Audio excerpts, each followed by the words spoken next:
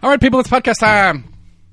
This is the saddest show, I think. I'm gonna be really sad. I might cry a couple times in this one. It's not going to be the last, but No. we'll discuss what that's about here a little bit. We're Almost Agreement at gmail.com. Find us on Facebook, on Twitter, on YouTube. Go to the website, almostagreement.com. We got cool stuff going on there. We are starting to look at the 24 races. It is on. It's on. Like, seriously on. So, I got a parade tomorrow, which is going to start my politicking right this year. I got a couple of candidates for sure in the parade, according to my manifest for the parade. But anyway, go to your favorite podcast provider. Look us up there. Tell your friends about us. Help us get the show to keep rolling on. There's been some really fun stuff happening in the state this week as well as locally that are my favorite things to get really, really excited about. So I'm sure that's going to be a topic. Special guest for the last time. I guess you're already former chair, whatever. Matt Shears is here, everybody. We'll figure out what his official title is now. Just regular Joe, probably. Running off to sell drugs in North Carolina is what I was told. So we'll go from there. It's showtime, everybody.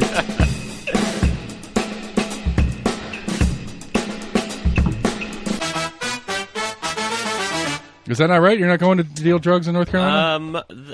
Tobacco and moonshine is what you told me. Well, I guess, are those drugs? I don't know. Yeah, so I am... I can get you some coffee. We can do those drugs right now. I am moving to North Carolina, moving to a farm, my great-grandfather's old tobacco farm, or backer, as he said. And yes, I did find a moonshine still on the property when I was looking around, to which I took it to my mom and said, "Mom, look what I found. This is your grandpa." And she said, "No, he didn't do that." I said, "No, I think he did." That's the good stuff. Yep. Good family stuff. So just straight off that, I'm super excited for you. It seems like something that you're really excited about as well. Come hunt sometime. I do intend to. I've been looking up the North Carolina wildlife management rules and regulations for out-of-state hunting. Well, I took my brother-in-law out there, and he said actually it was a really good spot to hunt because it has a creek that runs through it. I know. I saw your picture. Yep. Yeah, and then it splits down the middle with a spring, and he said that he set up a camera or whatever, and he saw tons of deer that just come and drink from that spring. There's plenty of corn floating around from the moonshiny days, just growing in the field. I did go and post it though, so I learned to do that and put up the signs and stuff because there was a deer stand back there, and it was not from my family.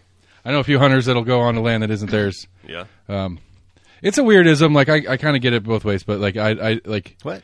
Wow, that's not very libertarian of you. What? Just go on somebody else's land? Oh, no, I think it's rude as shit. I'm just saying, like, I get it. Like, there is some stuff that I think makes sense in the wildlife management part of it because a lot of times, even a good shot, a deer doesn't fall. Yeah. 9 times out of 10. And so going on to other people's land to go get stuff. Yes, putting a stand on somebody else's land is fucked up. I apologize. Oh, like if you shoot at a deer and it runs off onto... Oh, yeah. Getting on other people's land, which is, it's still trespassing to me, yes, but I would prefer you harvest it and not leave it in my back 40 to rot. Mm-hmm. But it still gets a little murky and that kind of stuff. Yeah. Well, I didn't know until recently that, like, national forest, like... Anybody can go hunt in national forest. Like that's pretty cool. It depends. There's some of the different parks and like actually I don't know about national. I know most of the state parks you can if they are not otherwise prohibited. Oh really? Yeah. Mm-hmm. Like Tennessee has got a lot of really really good public land as far as huntable available land that you're allowed to use. Public land's harder in general because more people are like Yeah. But I do want to go hunting though. Like I would like to go. I've never been hunting, but I would like to go hunting. I mean, if the stand's on your land, it's your stand, so you should leave it there. Yeah, I guess so. Yeah. You leave it there, and what you should do, like chain it, bolt it to the tree, put you a lock on there. Yeah, whoever it is, they're not getting it back. They come get it. They come to get it. You're like, "What are you doing?" Like, "I'm getting my stand back." I don't think that's your stand, friend. I bought this piece of land, and it was on it. And if you put it here, then you put it here illegally. So, and so I bought it from my great aunt. But she didn't have any agreements with anybody to let them hunt either. Yeah, and in Tennessee, at least, like if we're together and we go out on your land, it doesn't matter. But if you give me permission to in Tennessee, at least I have to have it in writing on me. Right. Oh, really? Wow. Right. And so if I'm out on, well, again, if this farm was in Tennessee and I'm out on your land and you're just at work or doing whatever your normal life is, and a TWR agent comes out and says, "Hey, is this your land?" I say, "No, it's my buddy's land," or whatever. And they're like, "Do you have permission?" And say, "Yes." And then they say, "Prove it." Oh. Like it's not just I have permission and that's that. Yeah. That is clear in Tennessee hunting law, at least, that Interesting. that it has to be written. When I was a kid, I did go to a National Wild Turkey Federation meetup, and we did some shooting and stuff. I really liked that. That was fun. I'd like to go turkey. Have you been turkey hunting? I've been out when I could hunt turkey with equipment that I can hunt turkey with, but at least Tennessee's hard. I don't know. I'm not familiar enough with turkey. I'm not good with turkey. Turkey are super. They're pretty smart, and they're super easy to spook. Oh, really? They'll see you coming, and they bounce out of there. Mm-hmm. And they fly, in case you didn't know. Turkeys do fly. Short distance. They are loud as shit when they fly. So it ruins everything else. Yeah. And, apparently turkey have, the turkey feathers are, right on the edge between, a feather and armor plating. Oh, wow. So they're hard to, so, as I understand it, at least the only way you're allowed to hunt turkey in the state of Tennessee is shotgun. And so you use a larger pellet, and you're shooting their heads, or archery, and that's the only time you're actually trying to shoot a turkey in the body. Yeah. Because an arrow will part through the feathers, basically. Oh, wow. But a lot of your bullets that are big enough to get through the feathers and stuff like that, will destroy so much of the meat. It's not worth doing. Yeah. Well, I imagine they're really lean, like wild turkeys. Not your Thanksgiving. I mean, most wild stuff is lean. Yeah. Period. You get most with venison, especially, you're almost always adding fat. Yeah. To cook it because it's just so lean and dry. Yeah. Well, the farm isn't a working farm. It hasn't been a working farm since my great-grandpa died maybe 25, 30 years ago.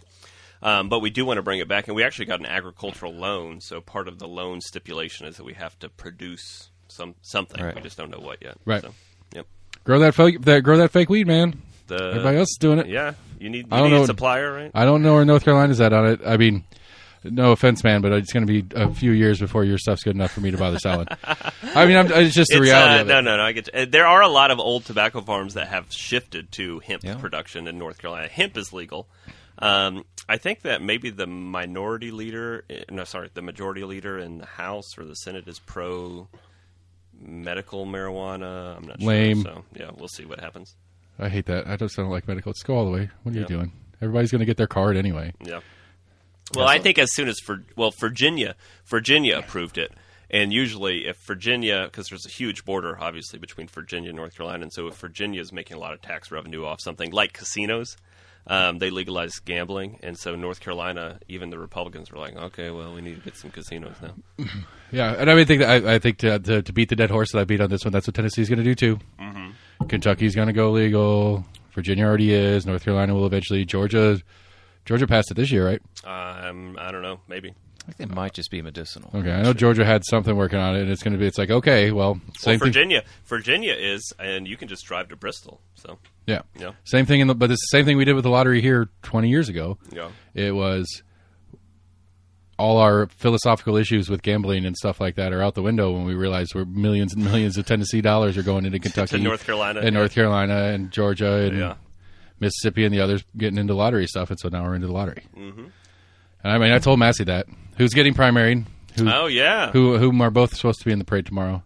So are you going to be in the parade? I saw your big thing out there. We do. The Scouts do it every year. This is my last year with the Scouts doing it. So this is my last parade going out with a wet mess that it's going to be tomorrow. Well, KCDP will be there. I saw that on the list. Yep. We get the cutouts of Obama and Gore and all that good stuff like normal. And I still say, on the 4th of July parade, I'm assuming you guys are going to do it tomorrow too. Well, they are going to do it. It's not you guys anymore. They are going to do it tomorrow too. They're the only ones that ever give out flags. Oh yeah, we give out flags everywhere. We spend a bunch of money on those flags. Where do you buy those flags? Made in America. Just checking. Yep. No, we buy them made in America. Union shop? Assembled in the U.S. I don't know if it's a union shop or not. If there's a possibility it could be, then yes. There's a possibility it could be. Then yes.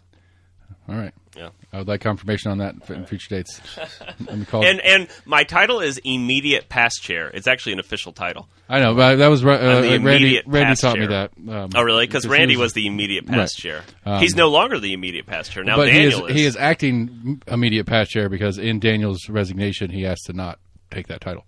Oh, why? Because the reason he resigned because he was too busy with work, so he couldn't perform his duties. Daniel resigned? I thought he just didn't run again. I think he resigned. Oh, okay. Or no, he chose not to run. Either way, the reason for not continuing the task was his law firm was up and running. He was too busy doing all that kind of stuff. Uh-huh. And apparently, he had a law director campaign to get started on. Oh, yeah. True. And so he thought that he couldn't commit to what he needed to. Well, he only served 1 term. I served 2.5 terms, actually. So- I did a pretty long time. So Randy continued that role. Is continuing. Does that he role get as a far as vote? I don't know. I can vote still, I but think I'll be he in get- North he- Carolina. I'm not going to drive back for the meetings. I think he could. He could. I don't know exactly what it means with the modified Those version must that be he was. tense meetings. I haven't My talked to him boy. in a while. Yeah. Him and Buddy. I know he needs to get Goodness. over here and fix his lamp. His lamp broke. no. But That's Randy's? Yeah, he brought that. I love it. It's perfect. It's the greatest. Why did he randomest not thing. think he needed? I You d- thought you needed more light over there? I know. Well, it was right here until the plants came inside. It was the centerpiece temporarily. It's going to be. It's. I don't know what I'm going to do with it. Okay, so the first thing that I know I wanted to talk about today because I think Yeah. it's great is Victor Ashe and who was it? What's the other guy's name? Are suing the state. Oh, Phil Lawson. Yeah. He's a donor of ours. Yeah, it's a pretty interesting party. Yeah, it's a pretty interesting lawsuit going on. It is, yeah. And I love it. Like Oh yeah, I knew you would. I knew So- as soon as it was going to Well- come out because I got somebody told me about it before it came out, and I knew. Oh, Seth's going to talk about this. It's pretty it's bogus. The whole thing's bogus. Who determines what's bona fide? If you want to do all right, have let's party get- registration. I mean, context for the people here. All right, Yeah. so the law basically this last session,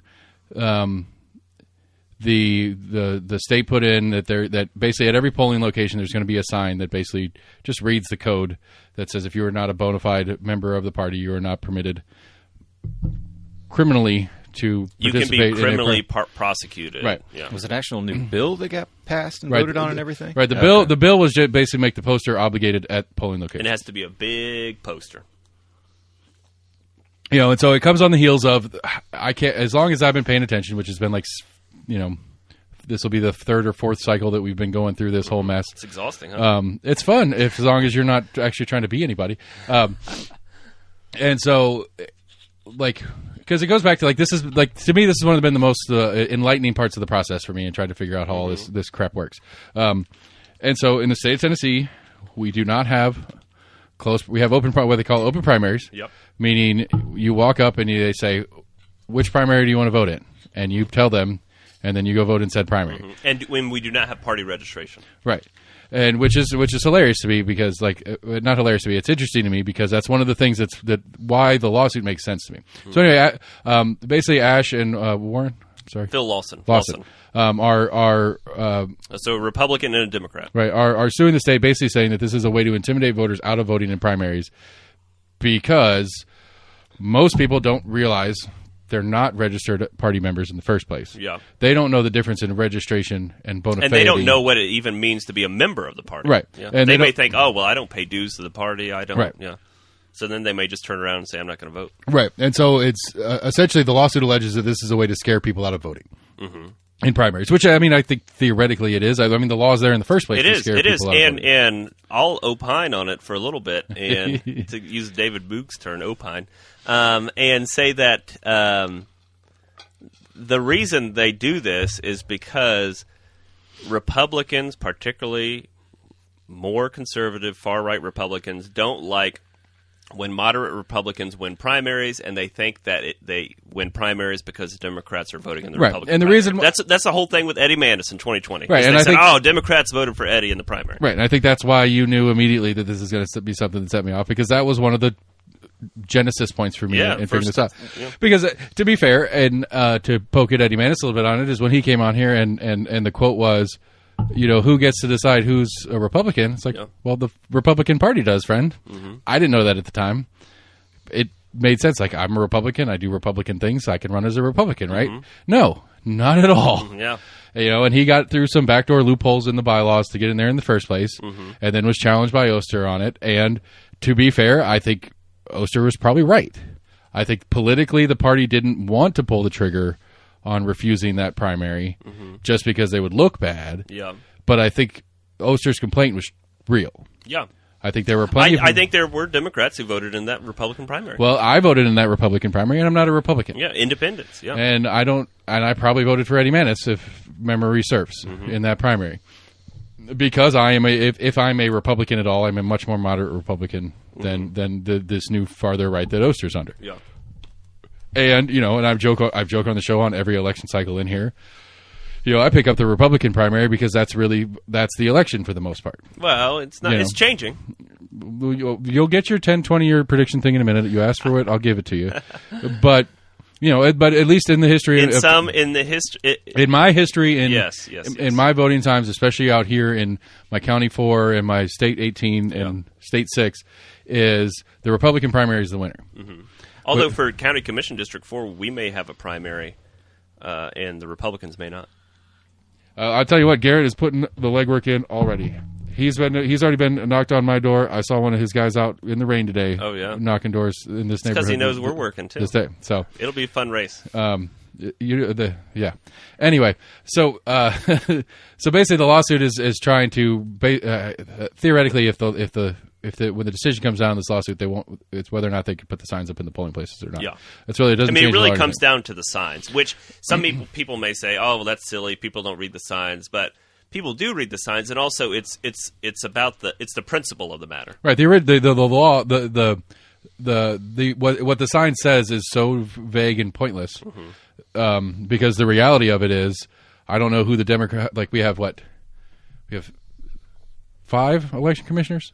5, 2 are Democrats, 3 are Republicans. Right. Yeah. And if someone because again the way the process works, thank you, Chris Davis, is if I go pull that Republican primary. It cannot be an election worker. It cannot be a candidate. It can be nobody else except somebody else who sees me vote, says, hey, that guy pulled the Republican primary. He's not a Republican. Mm-hmm. To start the process. Yeah. And then 2 of the Republican election commissioners and 1 of the Democrat election commissioners will get to hear my case or whatever it is and hear the case from the person who is challenging me on it. Mm-hmm. And the Grand Tribunal. All 3 of them have to agree. Yeah, it's never happened. That I'm not a Republican if I picked a Republican primary. It's never happened. And then, realistically, I can't imagine why the Democratic election commissioner would agree with Republicans for any means, just because that's the way the world works now. Like, short of me saying, short of me saying, no, I'm not a Republican. Mm-hmm. I did that knowing it was against the law, and I wanted to test the law, and I'm breaking the law on purpose. Well, even people have done that and said that, and still nothing's happened. Right. Because I can't imagine the 3 of them again, politically for them and their parties they're associated with. I don't see the value. It's such a negative value situation to be in. I mean, if the Republicans keep basically saying that they want closed primaries, then just do it. Just do it. Just do it. Just stop being a pansy and do it. That's been my stance the whole time. Do it and make it clear, because the demographics as well as anybody in the room right now is the largest demographic of voters under 35 are identify as independent. Exactly. Well, actually, in Tennessee, I think maybe I'm not in Tennessee, but nationwide, I think independents are almost more than Republicans or Democrats. Right. Yeah. And growing. There are more Democrats than Republicans. But and growing. Yeah. The independent, the people who consider themselves independent is a growing number. Yeah. And I think that's I catch myself maybe giving too much intelligence to those who probably don't have it, but I think they're smart enough to know that excluding them from the process of primaries is more problematic than dealing with some of the mess of Eddie Manis beating Gene Oster. Yeah, I think that it comes down to how do you view political parties? How do you view political primaries? So, we live in a society that has a 2-party system. We only have 2 parties. Green Party, Libertarian Party, I know, but we have 2 parties. But in Canada, there's 5 parties. Or there's at least 4 or 5 actual, they've got seats in Parliament or whatever. And so what they do there is you do have to be we've got 2 independent senators right now, federally. Yeah, but they caucus with Democrats. And then there's no independent. We had one. We had a Libertarian House member, but he did. Justin Amash didn't run, or he stepped out a couple cycles ago. That's Thomas Massey. He caucuses with the Republicans most of the time. He's the only one that voted no to this some Israeli thing that just happened. Oh, really? I don't know. He votes Rashida no on Tlaib, everything. right? Well, he as a rule, he votes no on all foreign aid. Period. Yeah. And so it was a foreign aid package, and he said no. I don't care what's in it. Well, anyway, so go back. Political parties in other Western countries like Europe, Canada, you do have to be a legit member of the party to vote in the primary. And to be a legit member of the party, sometimes that means you have to sign up. Sometimes it means you have to pay dues. I mean, the dues aren't very much, but it's $5 to become a member of the party. But here, we don't have as strong of a quote party identity strength. I think we did way back when, but now we don't. And like even people like there's not party bosses anymore, and people say, oh well, the Democratic Party, the Republican, everything is just kind of it's like a blob. It's just kind of going in all different directions, and Right. it's not as organized as people think it is. It's inconsistent. It's a blended mess of nothing specific. I don't know what that means, but Exactly. anyway, it's not as cut and dry as it is in other countries where they have a history of like multiple parties and party identity. And so, I mean, really, if you think about it, a party primary is the function of a party. Like, if the party is going to pick who's going to be their nominee, then it should be party members who do that. But in the United States, all of our primaries are publicly funded. They are like Chris Davis doesn't work for the Democratic Party or the Republican Party, but he oversees my party's primary. But your party pays for it. No, we don't have to pay for it. We pay taxes. Tax dollars pay for it. God, what was it? We were talking about the company guys were talking about this a couple weeks ago. There's if it's a standalone election primary, if it's primaries only, then the parties are supposed to pay for it. It is not supposed to be publicly funded. That's okay. That's if we are going. Yes, so we could have a closed primary if we wanted to, in the sense of saying, all right, we're gonna oversee the primary. We're gonna do it. And so we all say we're going to meet up here one day, and you show up, and you're going to vote, and then that's who we're going to pick for the person. Right, that's a convention, right? Yeah, and so, but we don't. But because we have publicly funded primaries, people view them, and I think it's understandable that they view them as like, well, I have the right to vote in this. I have to do some fact checking on that, because I was told at some point that the parties pay for their primaries. Well, locally we don't. I have to tell Chris Davis that we're going to have a primary. Maybe on the state level, I don't know. Yeah, remember that? Is it possible that the state party pays for it, or maybe it's state primaries only? I don't know. No, I think I'll have to follow up on it, because I was told that the parties are paying for it. Like if we had partisan city elections, that if they wanted to make those partisan primaries, that the parties would have to pay for them. I believe that is the reference. We have never had to pay the county for anything.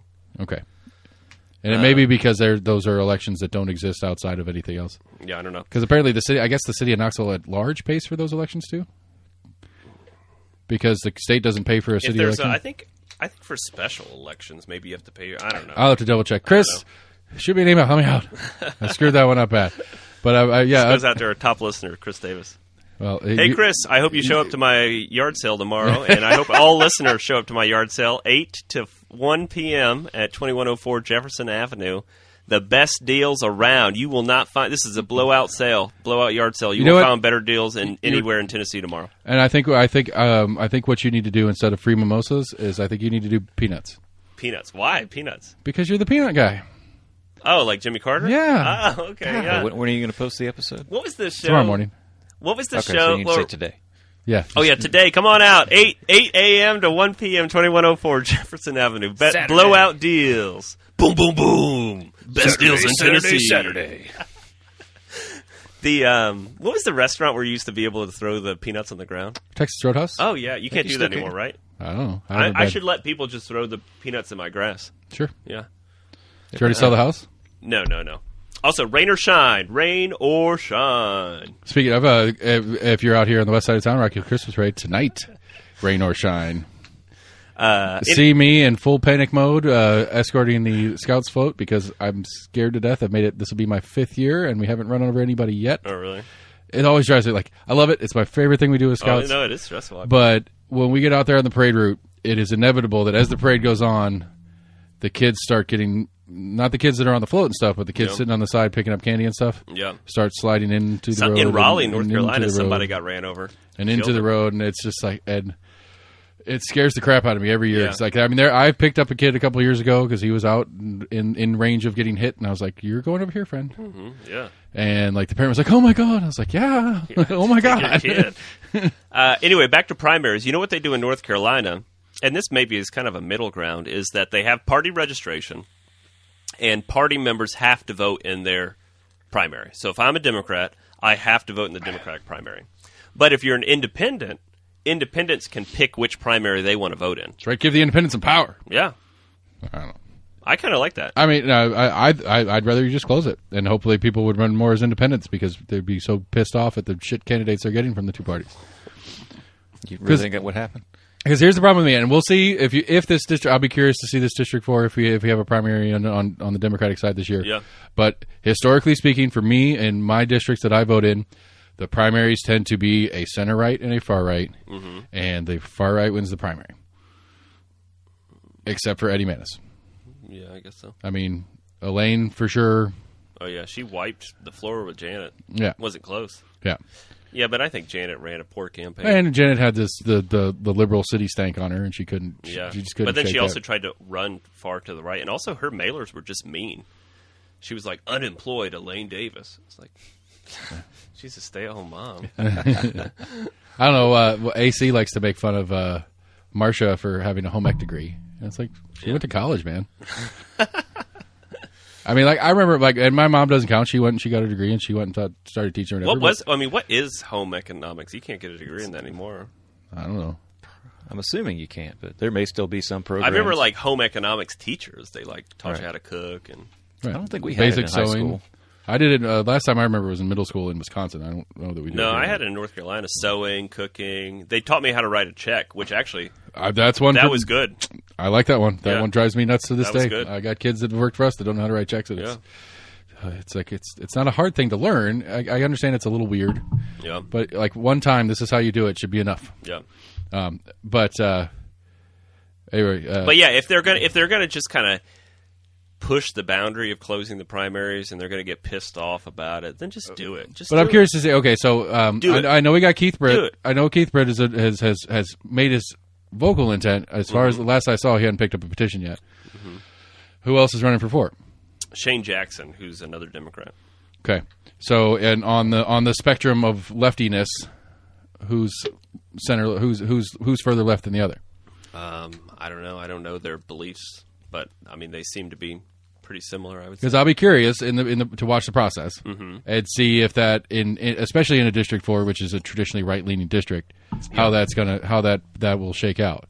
I don't think it would be a race like that because the district isn't like that. Even the Democrats here are not like that. They're not super far left people. And I will say what I tell all of our candidates is you need to run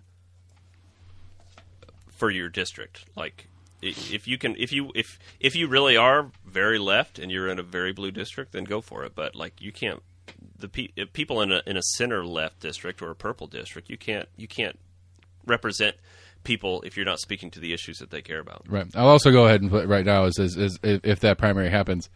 Well, you're already retired, so I guess you're in your immediate former chair role. Make sure they don't start talking about schools, please. Why? Because they will.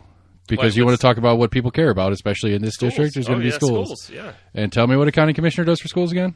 They can let their voice be known about schools and fully funding public education. Like, I mean, so like. Okay, what do you want them to talk about? Zoning? People? That's boring. People don't want to hear that. Well, if you're mad about that, talk to the voters. Don't talk to the candidates. Okay. Voters quit being dumb. I've made that. I mean, I'm not above that. I mean, you talk about what voters want to hear about, and voters want to hear about schools. Yeah, but I would like to hear what you're going to do about schools, not that you care about them, because what you're going to do is nothing, because it's not in your job title. The only thing you can do is approve the mayor's budget that may include. There's only one commissioner who has kids in public school right now, and it's Courtney. About to be none. Why? Everybody's getting vouchers. Oh yeah, but the vouchers are okay. This is the thing. Hold on, that's the next topic. Okay. That's my other favorite thing that's going on right now. I told you this is the best week ever for me as far as like local politics news goes. Yeah. Anyway, I think Courtney is the only one with kids in public school right now. Larson's kids go to private school. Everybody else doesn't have kids. Maybe Kim's sons did go to Hardin Valley. I don't know if they're graduated or not.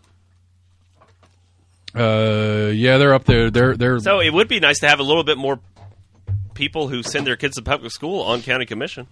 Why? Because they're the ones who fund. No, they're the ones who approve the mayor's budget that includes whatever the. Oh, how about the schools ask ambulance for. thing? You want to talk about that too? I actually don't know enough about that. I just know people are mad about it, and I think rightly so. Depending on what are people mad about.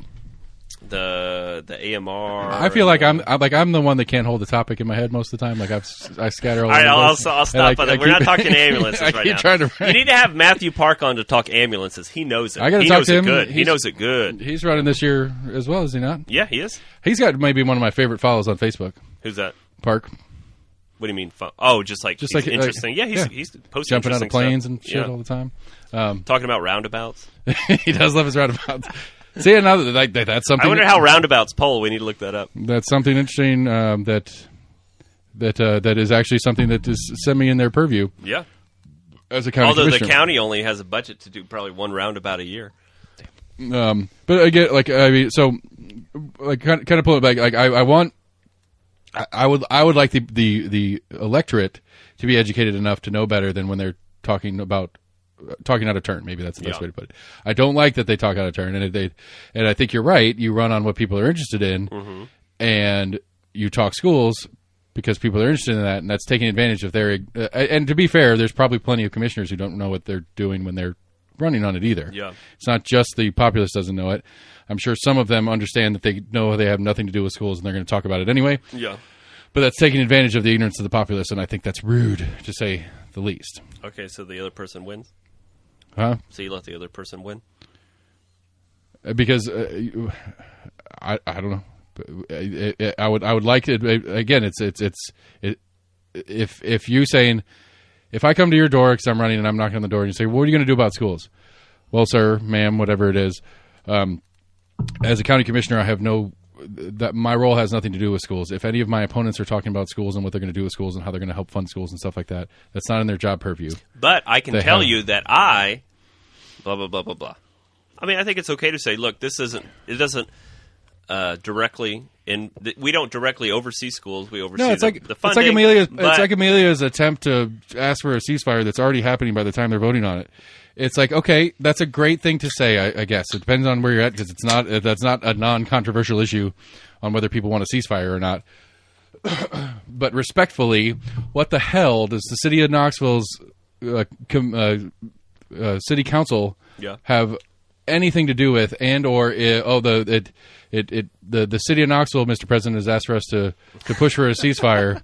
I think we should maybe do something about that. Yeah. I mean, like, let's be realistic with what we're doing here. Like, and has the city not had their weird rules on the public forum part of it? There were 80-something people signed up to talk about it. Mm-hmm. Did you watch that meeting? No, Yeah, it was crazy. but there was and then the There fire. was yelling. It's an excitable thing, and I get it. But it's like that's not the purview of this body. Mm-hmm. That's another one of the things that got me started early in it is going and watching all the commission meetings about COVID stuff. Yeah. And it's like the Knox County Commission has fuck all to do with this topic, and you guys are spending hours yelling at them, and good on them for sitting there and Yeah. listening to it the whole time. I remember the meeting that I went to, Larson, in the very nicest way you could possibly do it was like, hey guys, we've listened to like 30 of you guys, and it's been about 15, and we've heard the same point Over and over. over and over again already. If you have something new and novel, please. Yeah. But if it's already been said, go ahead and yield and let us move on. Yeah.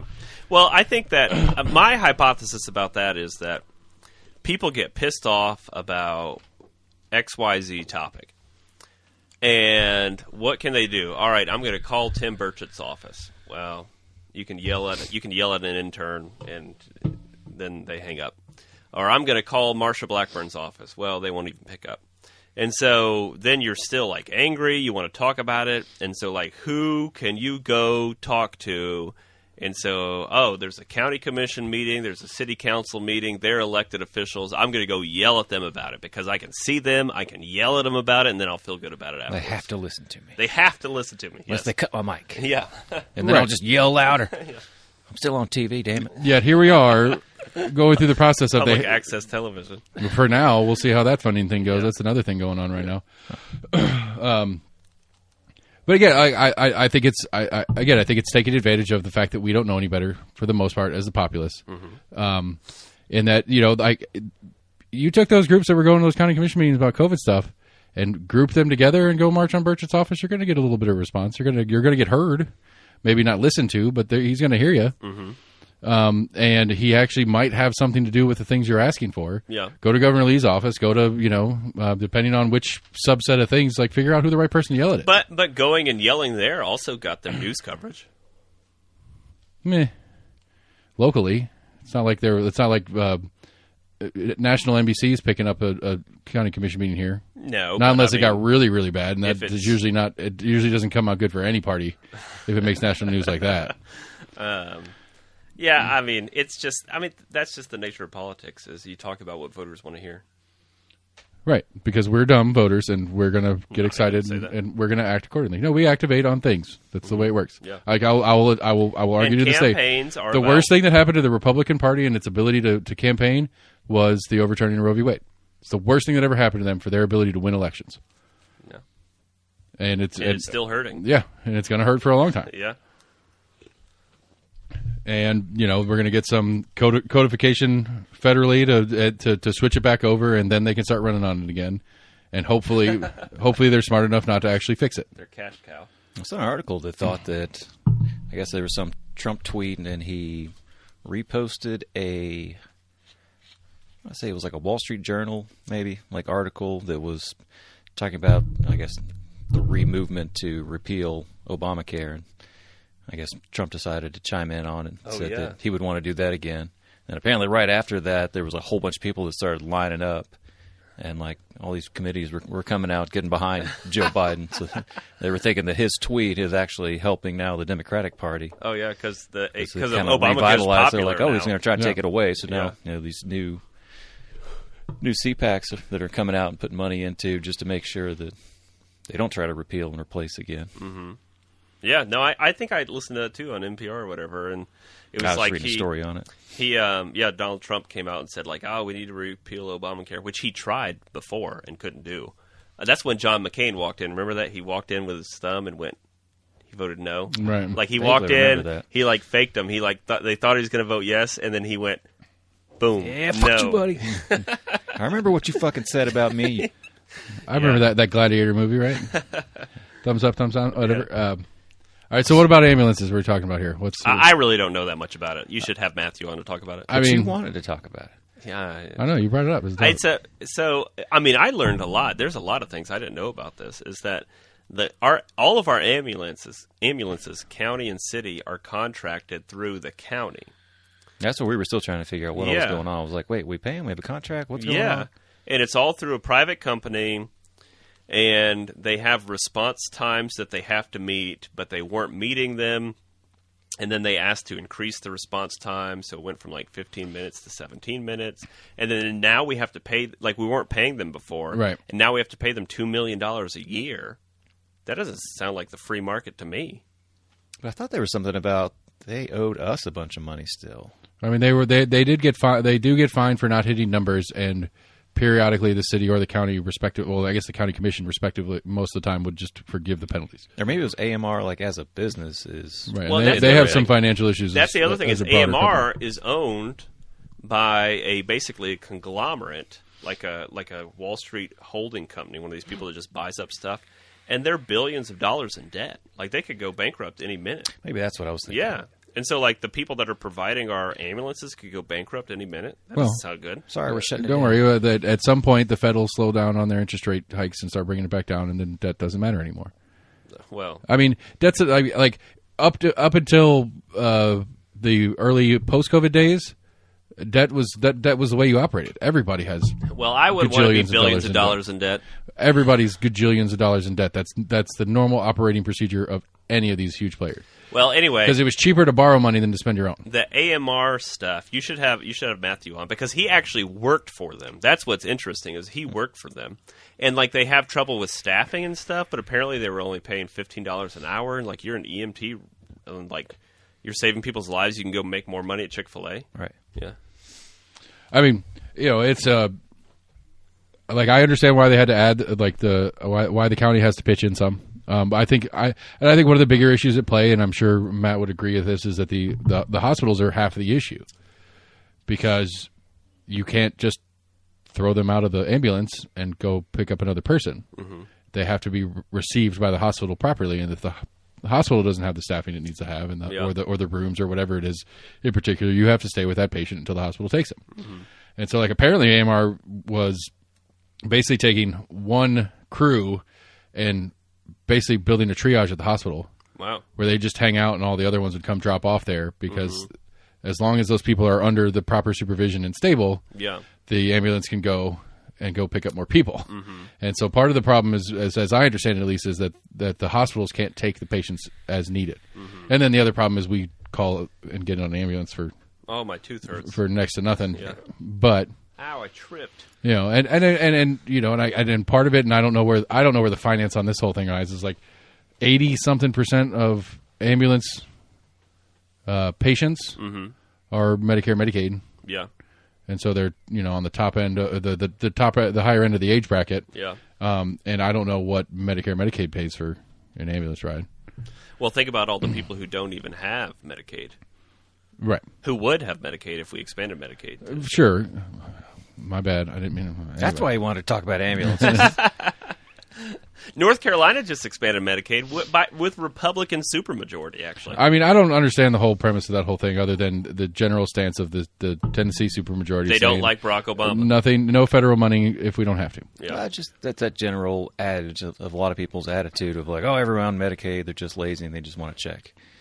I mean, but whatever, you're not writing the check. Who cares? Fraction of I mean, these are working people. These people work at Walmart. They work at the grocery store. They work. But from a state legislative outlook on it, you're not paying you're not paid for it. You're not writing the check. Mm-hmm.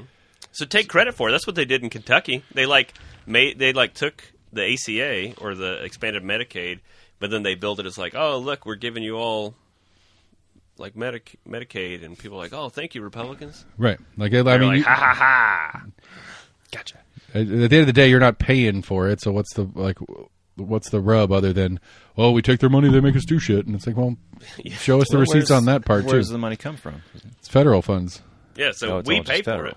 Yeah, right. I mean, we're paying for it. We're just not getting it back. Right. Yeah. That reminds me of one. Federal funds are state Medicaid, like TennCare. Yeah. Mm-hmm. Okay. So Medicaid expansion comes from federal funds. So it's money that we have paid as taxpayers, and it's supposed to be going to Tennessee, but instead it's going to other states because our state won't take it. Oh, maybe I was thinking that there was a federal Medicaid and then a state Medicaid. Well, I think Medicaid is just general function term through for the state, the state, like TennCare. But anyway, yeah, Matthew knows a lot about the AMR stuff. All right, well, I'll and it was a contentious vote too at County Commission, actually. I mean, it shouldn't have been. Do you know Mike Cohen at all? Maybe. He's on Compass every once in a while. He's a lobbyist. He was AMR's lobbyist. You can have him on and someone to debate. That'd be fun. Yeah, it would be fun. I'd like to move topics. I would like to get. I was talking to Jennifer Owens today about getting her on to talk about some of this voucher stuff and school funding things going on. About it for sure. And I like Jennifer. I think she's great. She has a stance on it, and there's no question about that. And so, at least the skeptic in me can't help myself but go, all right. She's going to recite things to me, and they may be factual, but that doesn't mean it's true. And I got to be careful with her because she has a stance on it, and I'm not blaming her for that. That's fine, but I can't find anybody to do the other side of that argument. Like, I would love to find somebody who's going to go the inverse, Because what about the guy on runs his mouth on Compass, Clayton?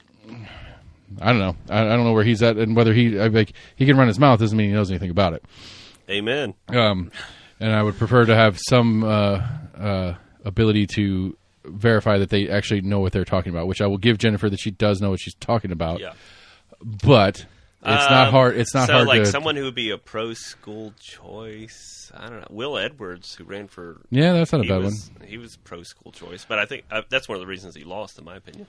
I mean, it is a weird thing to do to run for a school board to fund. Right. Well, it's not defund yourself. I hate that. Like, I hate that conversation because it's wrong. Okay, It's just not defund, just to take money away from one thing and give No. it to another. that's also wrong. It's not how it works. Okay. Like the reality of the. Sounds like you're going to be the one who does that. I am the one, but I'm not.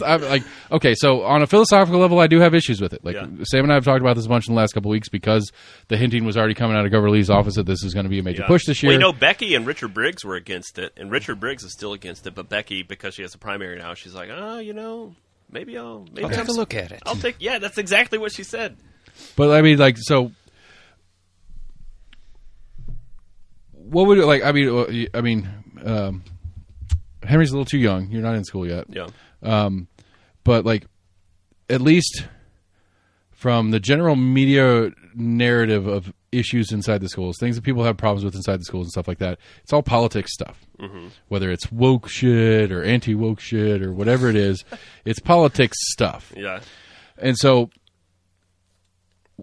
if the state operates an entity, politics are inevitable. There's no way around that. I mean, if people are operating anything, politics are inevitable. But less so than the state running it.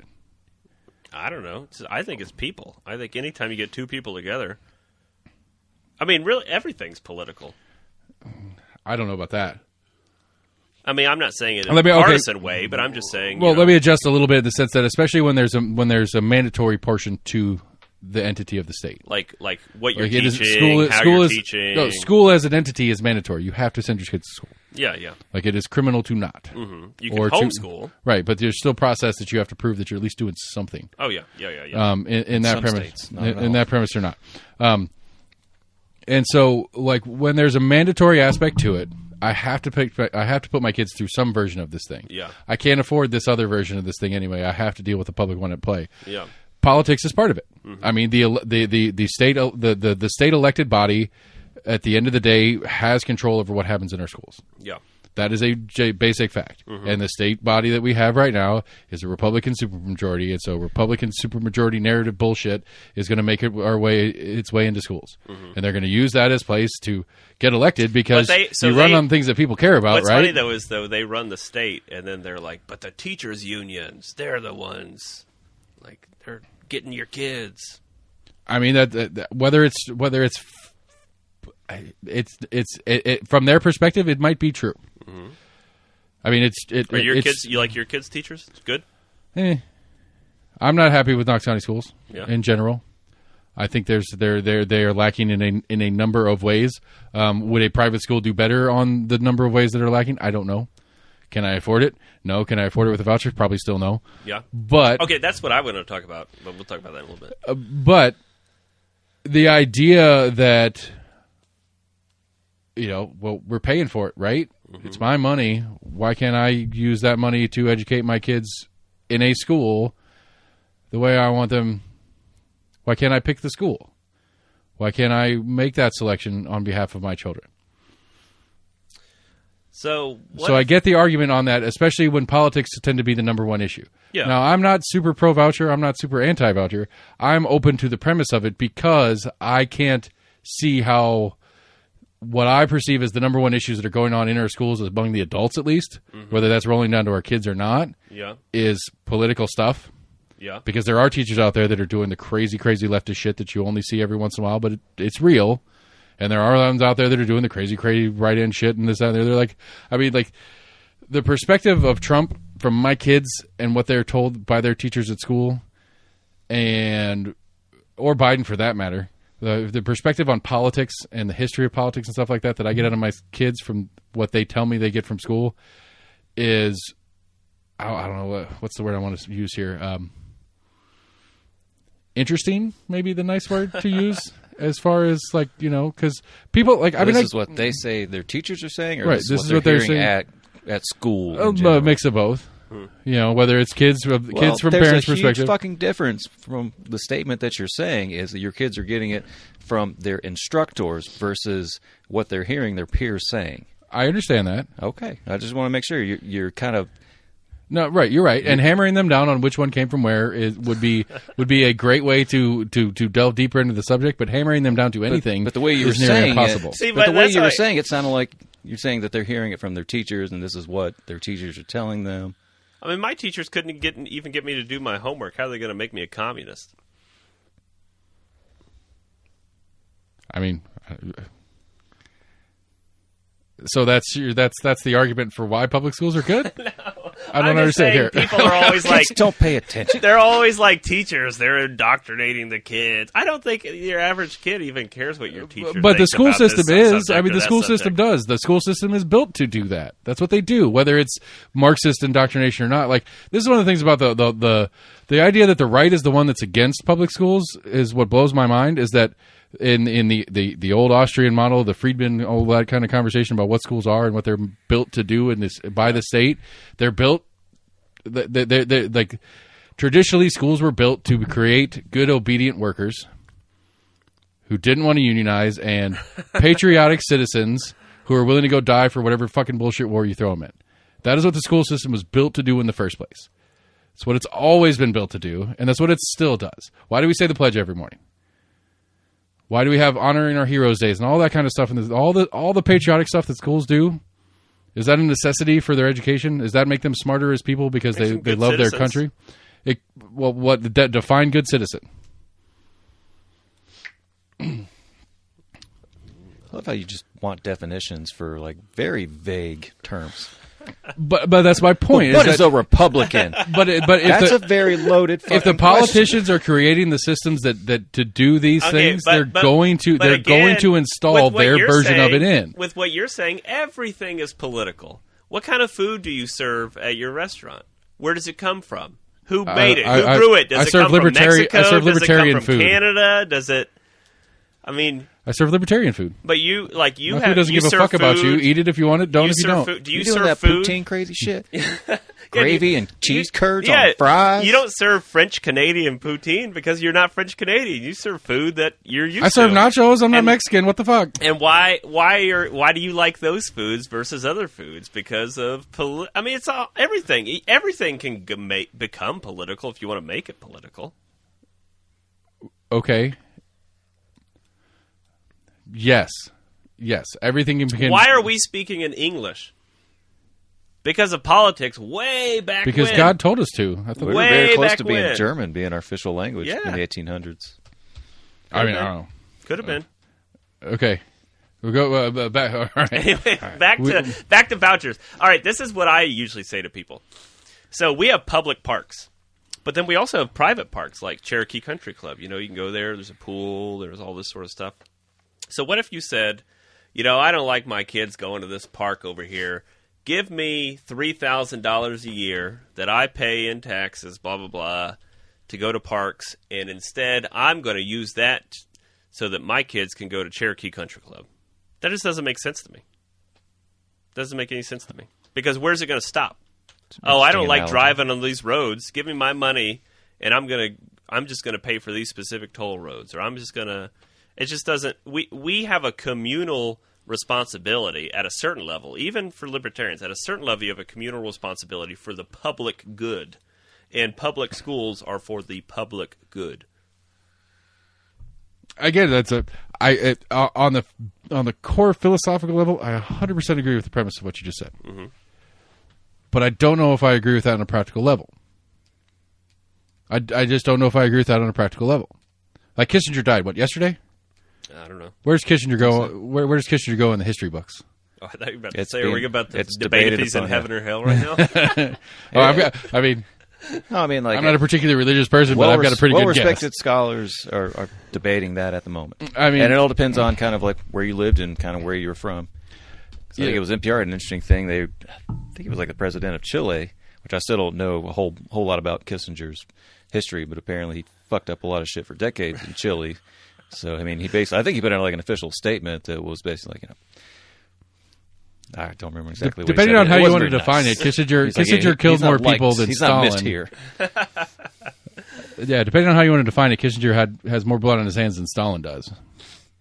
If you want to define it a little looser than directly ordering the deaths of people.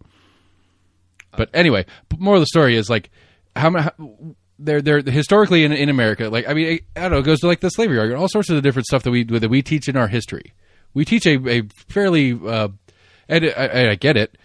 Just for the sake of example, though, we teach a favorable view of our own history for the most part. Yeah. Every country does. Sure. But does that to whose benefit? Does that benefit the Does this child mean who's you're being gonna- educated? Are you going to open up a super woke charter school?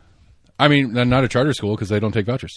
Oh yeah. But yeah, that's one of the things I'm hoping to see. I hope to see some like Satanist community school try to go through the process and take vouchers. Why not? I don't care.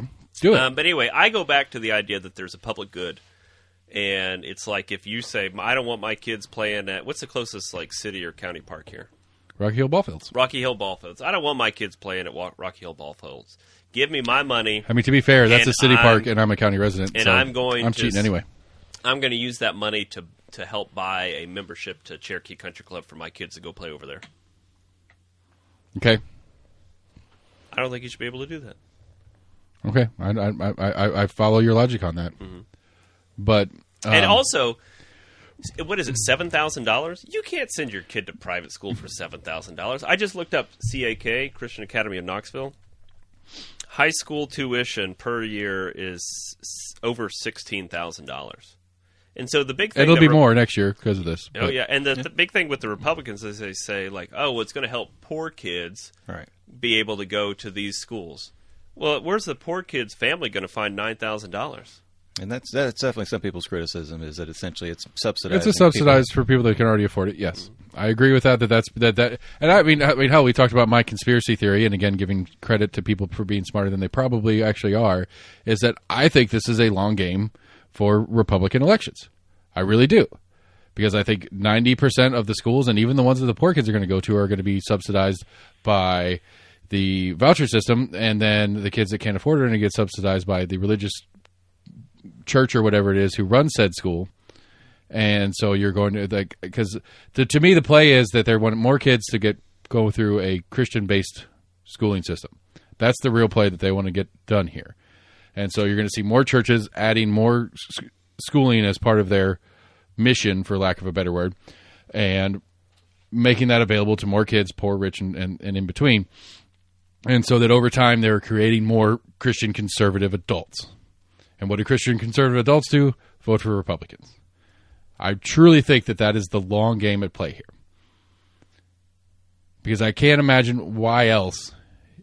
Because it's been around forever. This is not a new conversation. Vouchers have been around as a conversation for all the time, for all sorts of stuff all the time. Like this is like I can't imagine what else this is about other than that long game. It may be a step short in their minds in that they just want a more homogeneous society of Christian people.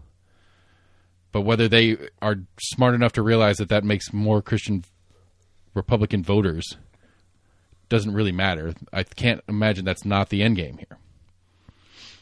It doesn't make sense otherwise. Side conspiracy to it that then the Democrats are trying to fight the vouchers to keep.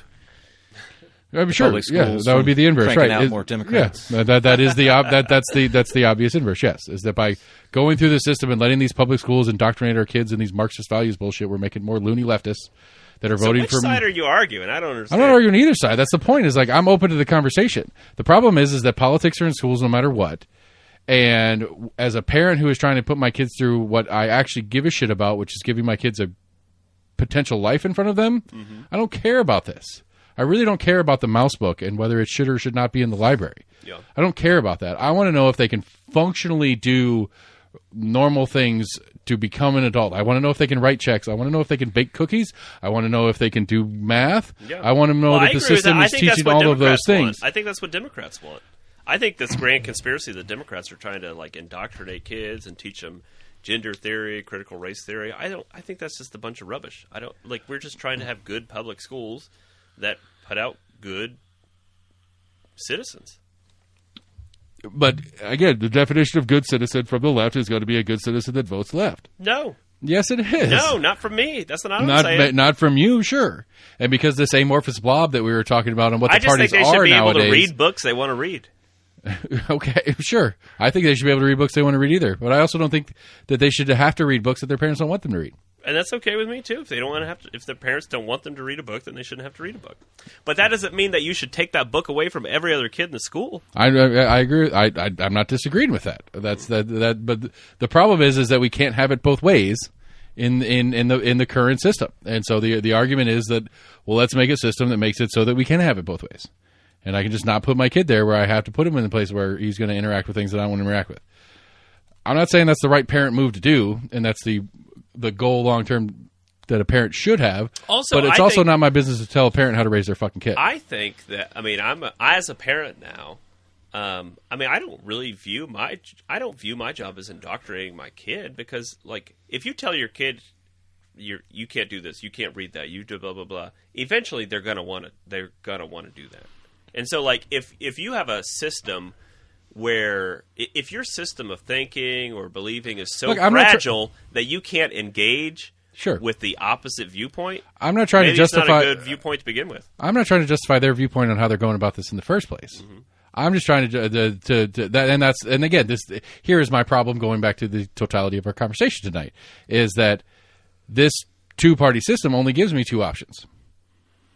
No, it gives you lots of options. No, I either have the option that wants to get rid of books and doesn't want, or I have the option that wants the opposite. Whatever conversation we want to have and what the opposite is on all topics that are involved. You talk to candidates all the time. You know that it's more nuanced than that. I do, and I don't understand why they want to carry some banner that has no nuance to them, but they have to carry it, Eddie Manis, to have a chance at winning anything. But Eddie voted how he wanted to vote.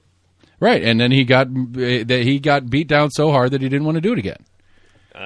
Yeah, because he was actually himself. Mm-hmm. Good job, Eddie. So what does that say about the ones that stick around for a while? What that says about the ones that stick around for a while is they don't think for themselves. They do what they're told because they don't want to get primaried out of their job. Here's something that somebody told me the other day, is that they think that part of the hyper-partisanship is because of gerrymandering.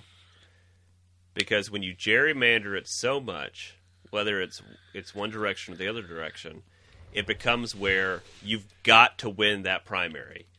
And to win that primary, you've got to run in this direction.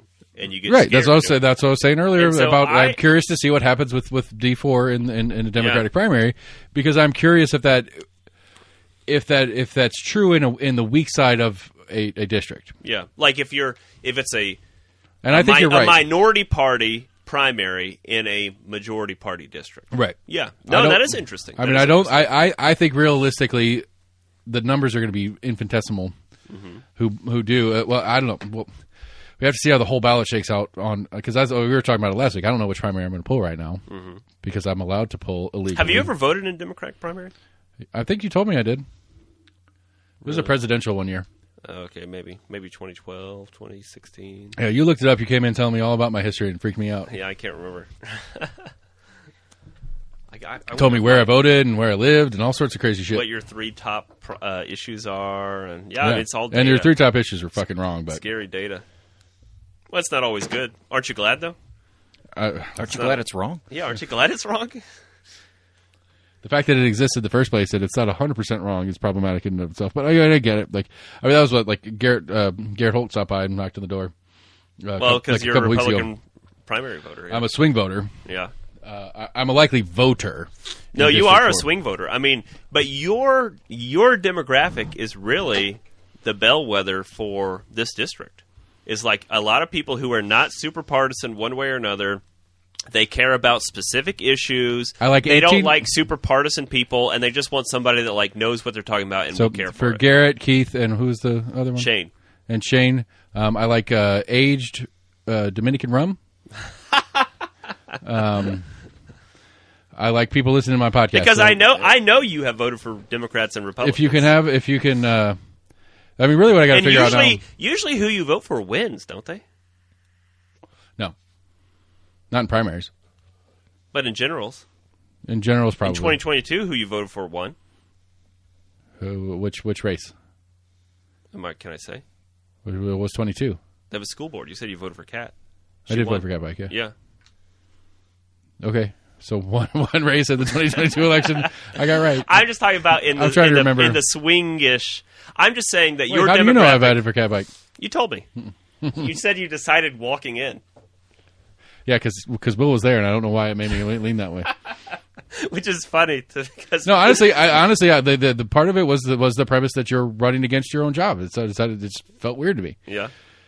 It's like but anyway, you're here to back break to- your job, which You are in some places I like. You But are the demographic of this district, like younger, middle-aged, parent, kids, married, small business owner, and you're not very partisan. You're not aligned this way or that way. You have a number of beliefs that don't fit within either party, and that is the demographic that candidates are looking for, So- and that candidates have to win. I'll tell you what. Well, Garrett, Keith, Shane, when you return your petition, change it to independent, and you have a better chance of me. Well, that's not going to happen. Or I'll write myself in. An independent couldn't win here if you have a Republican and a Democrat.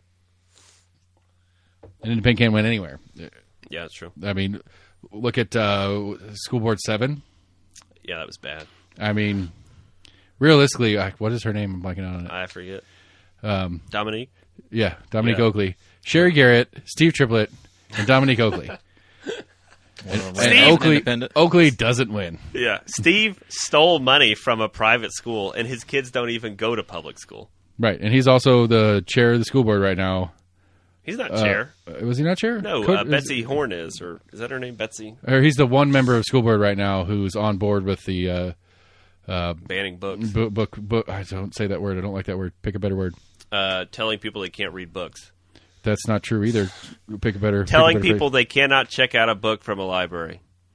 Removing books from library. I mean, what do you want to say? phrase. I don't like the. Selective excising. There you go. That works. I like Selective that one. exercise. I have a problem Did you with poll that with voters? I have a problem with the word book banners because it's not true. What is it? Because you're a book banner, I guarantee it. Me? Why? Yes, because by definition, I don't know how old's Henry now. 2. Uh, I don't run a library. okay, but if you took him to a preschool and the preschool was reading articles from Playboy, would you have a problem with that? There's no preschool that does that. I'm not asking if there's a preschool that does that. I'm asking. Well, if you have a I'm problem telling with you because there's no kindergarten class where they're teaching them sex ed. That does not happen. that. Okay, I'm not asking any of that. I'm asking you to answer the question I asked. Would you be okay with a kindergarten teacher using Playboy as a reference for something? That does not happen. I'm not asking if it happens. I'm asking if you'd be it's okay important. with it. It's an important thing if it happens. No, because by definition, if you say no, I don't want them using that book in my kid's kindergarten class, you want to ban that book by definition. My problem is with the Playboy's a magazine. My problem is with the word ban because ban is on a spectrum, and I get it. All right, then We've had this argument. Sam hates it because I've done it a bunch because we are for banning books. All of us in this room are. It's depending on when and where. By definition, if I don't want my kindergartner getting into Playboy, I don't let my son read German books because he doesn't understand German. Does that mean Okay. I'm banning them? I mean, if he reached for a book that was in German, would you take it away from him just because it was in German? If he just wanted to look at it, then no, you're not You're banning the going book. down But if south. it doesn't matter. Okay, whatever you want to call it. What selective excising books? Yeah. But again, but I have a problem with the word because when we get into the political conversations about it, we say those book banners, and a lot of them are. I think Steve said, if you want to call me a book banner, do it. I think he said that. Okay. But again, that doesn't mean anything to me because a book banner. You know where books aren't banned? This morning from 8 a.m. to 1 p.m., we're going to have a lot of selection of books at 2104 Jefferson Avenue. Come on out, rain or shine. Books. I was listening to my national news podcast today, and they had Ted Cruz on. Oh, yeah. And he's hawking his book right now, and it was almost as obnoxious as far as I wonder if he actually wrote it. any opportunity he could to go, in my book. I don't think I talk about senators this in should my be book. able to do that. That's how they make a bunch of them make a bunch of money. Yeah, on their book advances, for sure. Yeah. Well, and then also, like, they'll go to an event and, like, a conference, and the conference will buy 10,000 copies of their book to hand out. Who was it? Sotomayor?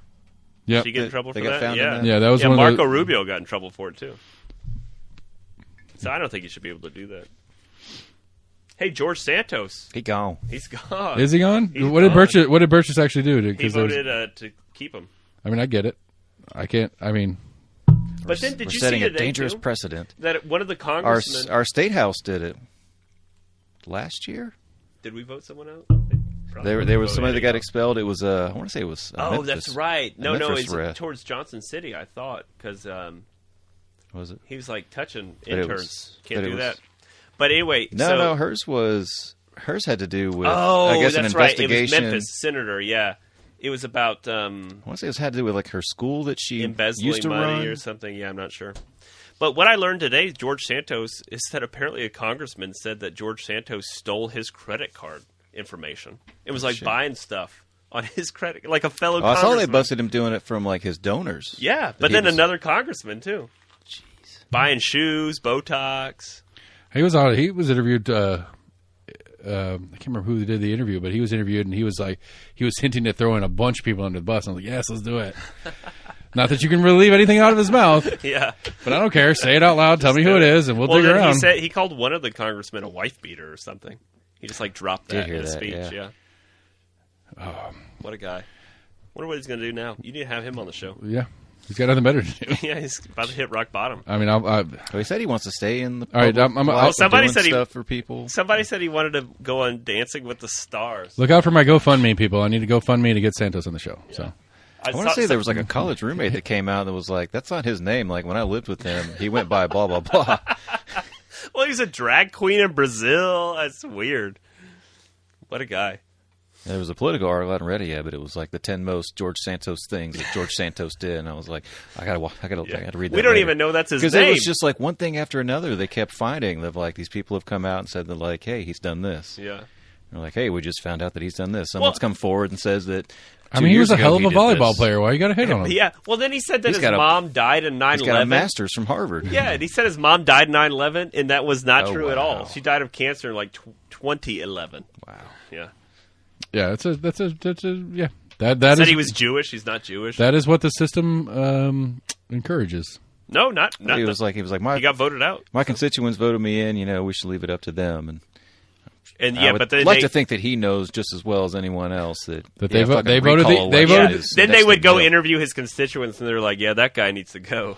They voted the R because they didn't know any better because they didn't like whatever the fucking D's were doing right now. Well, he flipped that. It was like district. half of the. That's my point. Is they're mad, like he won because they were mad at Democrats, Yeah. not because he was anything, because he had an R behind his name and they were mad at Democrats. We love that- doing that. That's why people flip back and forth all the time. I know, and that's the. Well, we gave the other and side a this, chance. Let's This try the other is side this again. is what we get for playing that game. Or it's people who are like, Let's flip a coin again. sometimes voters that I've talked to, there will be like, well, you know, I really like balance, so I'm going to vote for some. Like, I want to vote for Senate for a Democrat and House for an R. And it's like, okay, I guess that's balance, but really it's just total gridlock. Just give one side a chance and bounce it back over here. So, what do you think? What are your if you're moving back to North Carolina where gambling's legal, right? It's legal in certain places. Okay. What do you think the odds that Gloria? gamble, What do you think? Do you think Gloria will win the primary? Yes. You think she'll beat Marquita? Yes. I think so too. Yeah. All right. Do you think she'll beat Marsha? I think she's got a chance. That's a no. Okay, check heard. I mean, I'm not going to. No, I'm not. You're not going to say no because it's on your team. I get it. That's fine. I like Gloria. I like Gloria to beat Marsha because I really don't Lori's like going Marsha. to run a very good I think campaign. I think the state Republicans handed a gift to Gloria Oh, yeah. The amount of for money her. she's raised. She wasn't running for Senate. No, she wasn't. She was not running for Senate. And then they were like, If- hey, here you if go. this didn't happen. Yeah. That was so stupid of them. That was just absolutely stupid. That's why I feel like And you I know might what? get too much credit. I heard, too, I'll tell you a little bit of inside information, Ooh. that there were some Democrats who went over to the Republican caucus and said, like you guys know this is not I heard that, good." too. Yeah, and Yeah. it's like they kind of gave them an out. They were like, hey, what if we do this and blah, blah, blah, and like we could let's just act like it didn't happen. But then the Republicans are like, no, we got to do it. We Blood in gotta the do it." water. Yeah. Yeah, that was the dumbest. Yeah, I like. Okay, so we had this guy that worked for us, who apparently Gloria had officiated his parents' wedding and all sorts of shit. So he's a big Gloria fan. He found out that I did the podcast, and he asked me, he's like, so you do that podcast about politics and stuff? He's like, what do you think about Gloria? I was like, if I was going to be a politician, I would want to be Gloria. Mm-hmm. Before now, I don't know about the Senate run. That's a different animal. Yeah. But as far as a state rep, she had the best job ever. Yeah. She didn't have to do anything because anything she did try to do got automatically shut down. So all she had to do was try, and she was going to win anyway because her voters didn't like what the status quo of the state of Tennessee is. It's a super great position to be in. She just gets to make noise, make a ruckus, go out, and do her thing. And I'm not trying to downplay who she is as a person. This isn't an attack on her personally. I mean, It's she's just in the super minority. When you're in the super minority, you can't really do anything. It's the reality of her position, and I think that with again, we already agreed on it. Is without the colossal dumassery of the Tennessee 3 situation, she doesn't get the airtime. She doesn't get to go on Good Morning America, and she doesn't get to do all this stuff to all of a sudden actually have a real conversation about a Senate run. Yeah. Now, what did we talk about last week as far as her? And she's been on the show. What, a couple times? One time? I had her on once. Now that she's on the national stage, I can't get a hold of her. She doesn't respond to my text. Yeah. I text her on the give or take regularly, so I get more action out of Massey. What's funny is that Gloria's the first person that I know personally, like who's a friend who's running for like in high office. So like some of these emails, that they send out from campaigns, where it's like, this is a personal message from Gloria. Yeah, it ain't. Yeah, it's like, no, I have her phone number. I just talked to her. She tell me that. But so like I'm curious. I'm excited to see the process of it. You know what? I've heard rumblings. There's going to be a Tim Burchett primary. Have you heard that? Yeah, Jane George. No, primary. Oh, primary. No, I did not hear primary. Yeah, I heard there's some Republicans rumbling. I know. There's a lot of Republicans who hate him. I know Dr. Jane's running for that seat. She been on the show before? Yeah, she was like my second or third guest ever. Oh, in 2020. When she was running against for 6. Becky, yeah. Yeah, I need to have her back. Yep. What are Republicans hating on Burchett for? Because he voted to get rid of McCarthy. The McCarthy thing, yeah. And all that sort of stuff. Yeah. Really, basically just the McCarthy thing. So the Republicans are wanting to vote him out because he's too far right? Because they say he's ineffective. They say, like, well, he's pissed off all the Republicans. So he's semi-stayed in the spotlight as he's been on acting CNN. like he's doing stuff. Yeah, right. He's been on CNN all the time. He's on CNN. He's a UFO champ. I would think that would make people think that he's doing shit. Yeah. I just don't think they like the shit he's doing. Right. I mean, there's nothing that the populace likes less than bad press.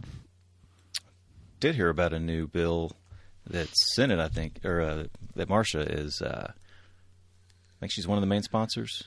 It had to do with prisoners that got let out during COVID. I think it was like federal prisoners that got let out during COVID. I guess there's a push by her and many to have them sent back. Cool. Something like 10,000. I can't remember exactly. It's a decent number, but a lot of the ones that were let out were in like very low level. Wait. Say that again.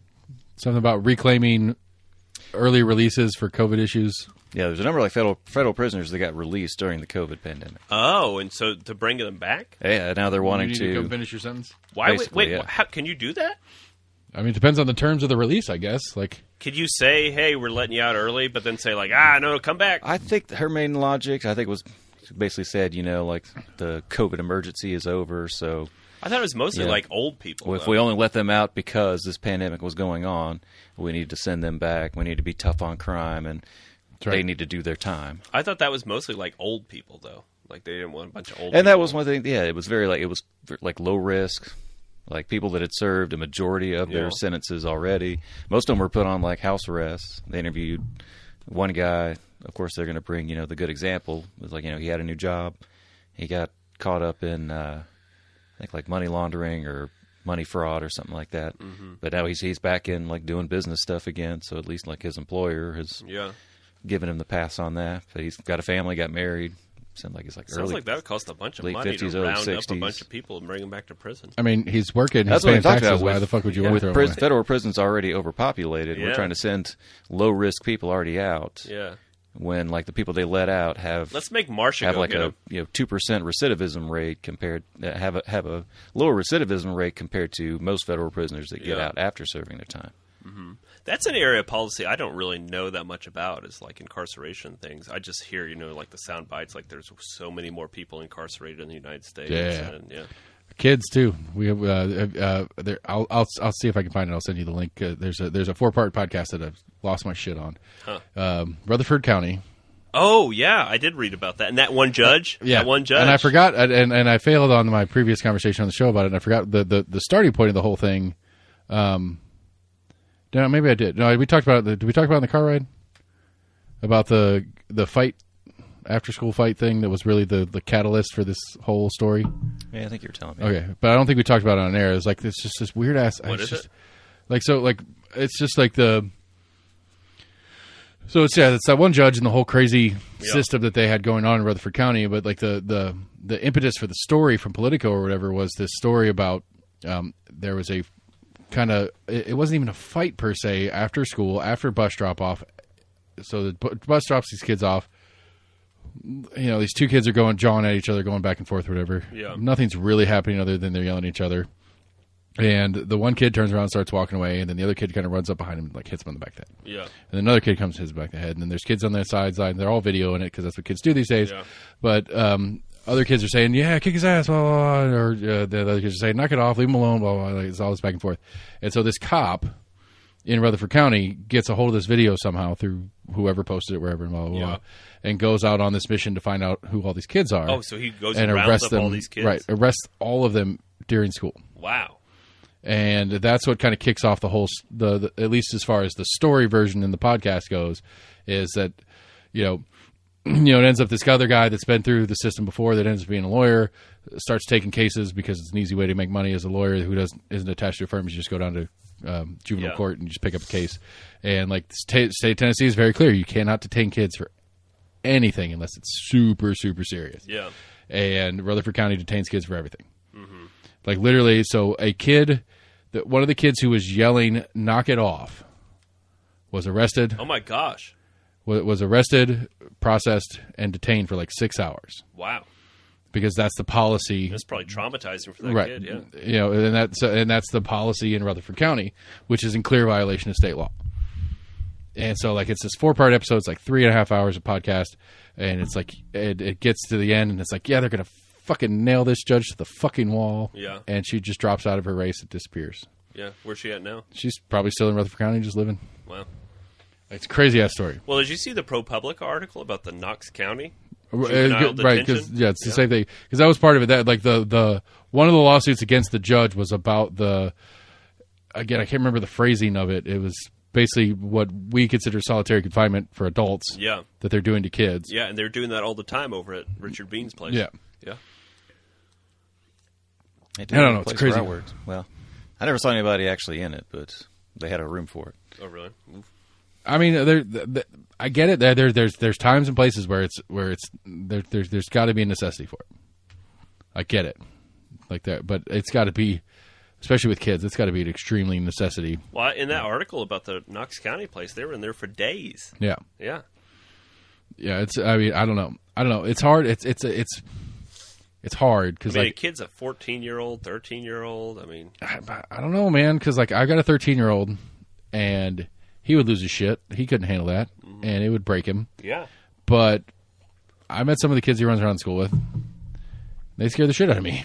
It's like, like because like that's one of those things that like as like in scouting specifically because. We're in the lower end of scouting. It's not that big a deal, but like we started some of the higher end of scouting where you get into the high school age kids. It's like some of these kids are my size, And I was not a non-aggressive youth.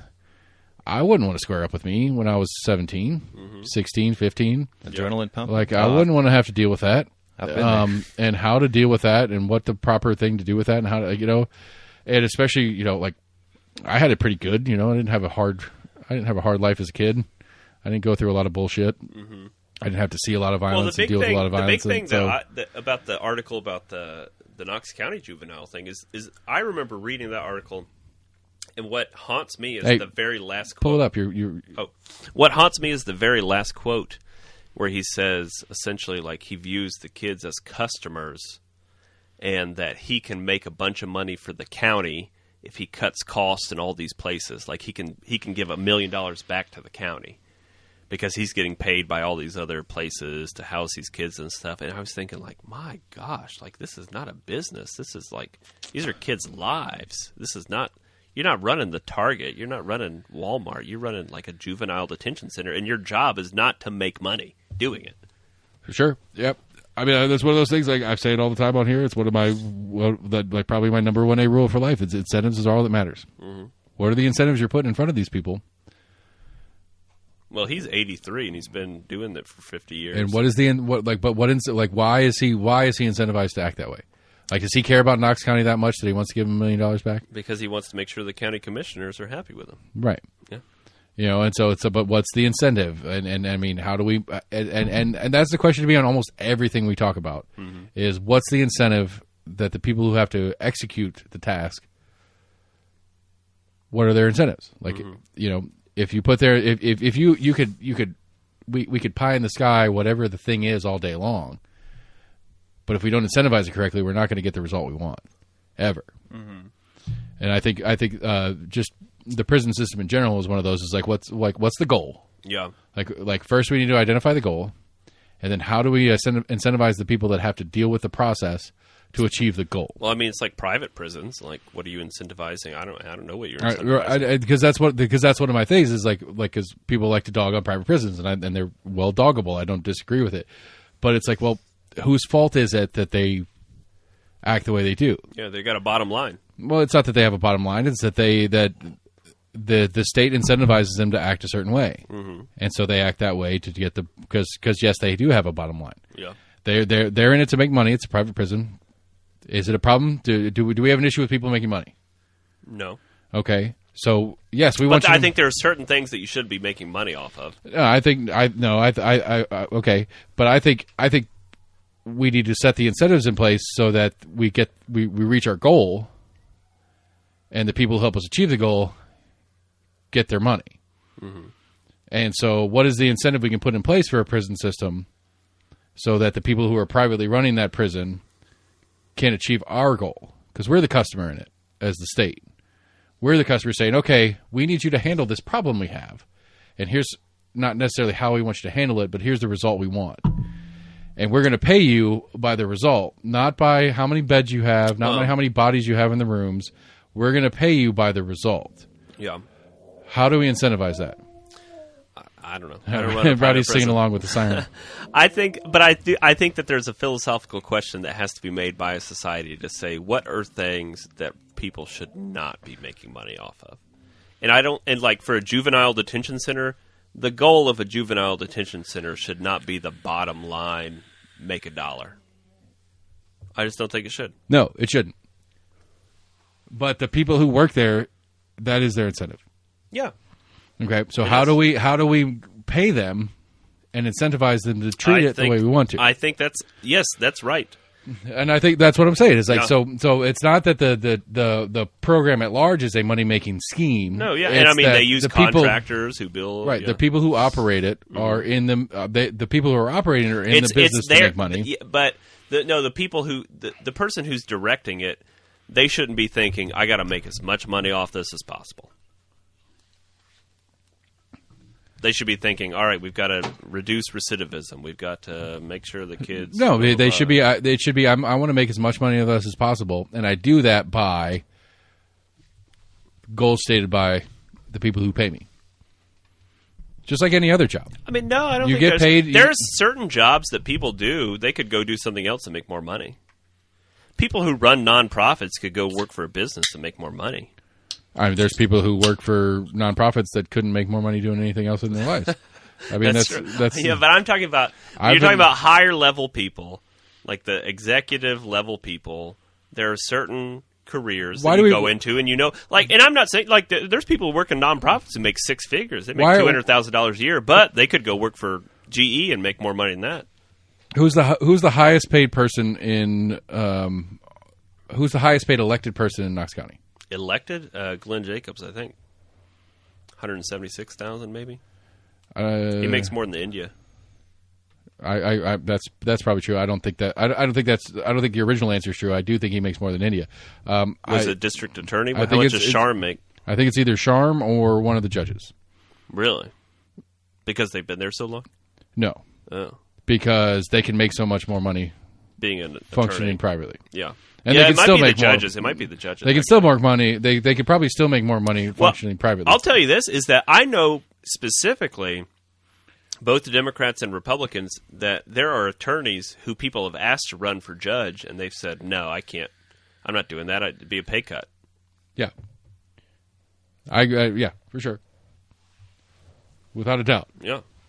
And so that tells you that there are people who are being judges, not because They could go be a lawyer and make more money, but they Sure. want to be a judge because they feel like it's an important job to do. I don't disagree with that, but my point is that you can get people to do the job, and financial incentives are part of it for sure. Mm-hmm. But there are other incentives at play. There's the prestige and all those. Oh other yeah, kind of stuff. no, I think you're right. But but the main point is that you can incentivize them to do it the way that we want them to do it, and that is the problem. Yeah, but I think money's not always the answer. I'm not. I'm saying that there is more incentive than just money. Yeah. But it Yeah, is so part of it for sure. incentivizing, yeah, I guess I've been thinking about incentivizing as like thinking Right. about money. But yeah, I think you're right. I mean, that's the easy way. Everybody is incentivized to do anything. That's how it works. They want a pat on the back. They want a fucking plaque with their name on it, whatever it is, and you figure out how to do those things. Yeah. You got a plaque with your Yeah. name on it. I Yeah. didn't even want that one, and I got it, and I put it up because I got it. I mean, I got my 5-year for some shit job that I didn't ever like up because they gave it to me. Hey, there you go. It wasn't a frame. The frame fell off, and That's like left it up when anyway. companies are like, "Oh, we're a family." Right. What? You pay your family like this? I had to take You a fire- shit. you fired fire me your 'cause family? Right. But I was saying, like, I think a lot of the and I put the blame on the government side of that 9 times out of 10. Mm-hmm. When we get into these contracts and we get into these conversations, it's like, I've been going back to the ambulance thing. It's like, what do we want you to do? Right, and so that's like with the ambulance thing. It's like we want you to go get people and get them to the hospital because that's what we want you to do. And how do we incentivize you to do that? Yeah. How do we incentivize you to the standards that we want? Mm-hmm. And so we put these contracts together, Yeah. and they sign off on them. So what's the 1 out of 10 position or situation? What is that? What do you mean? You said 9 out of 10 times you blame the government. Where's the 1 out of 10 times you don't blame the government? I mean, there's greed is real. Yeah. I mean, I'm not going to try to pretend like greed ain't real, and probably more specifically is that the idea that any individual given the opportunity isn't going to break it and squeeze whatever they can, and so nobody's looking, so I'm going to do this. Yeah, I think that there's a little bit of both of those in everything. So like AMR, they're paying their people apparently $15 an hour, and their CEO's making how much money? Millions, I'm sure. And so if he can get away with paying that little amount and just paying the right lobbyists to just keep it going, he's Sure. going to do that. Right, and I mean, what are the options at play if you're a med tech or whatever it is that people on the trucks are? I think other counties pay more.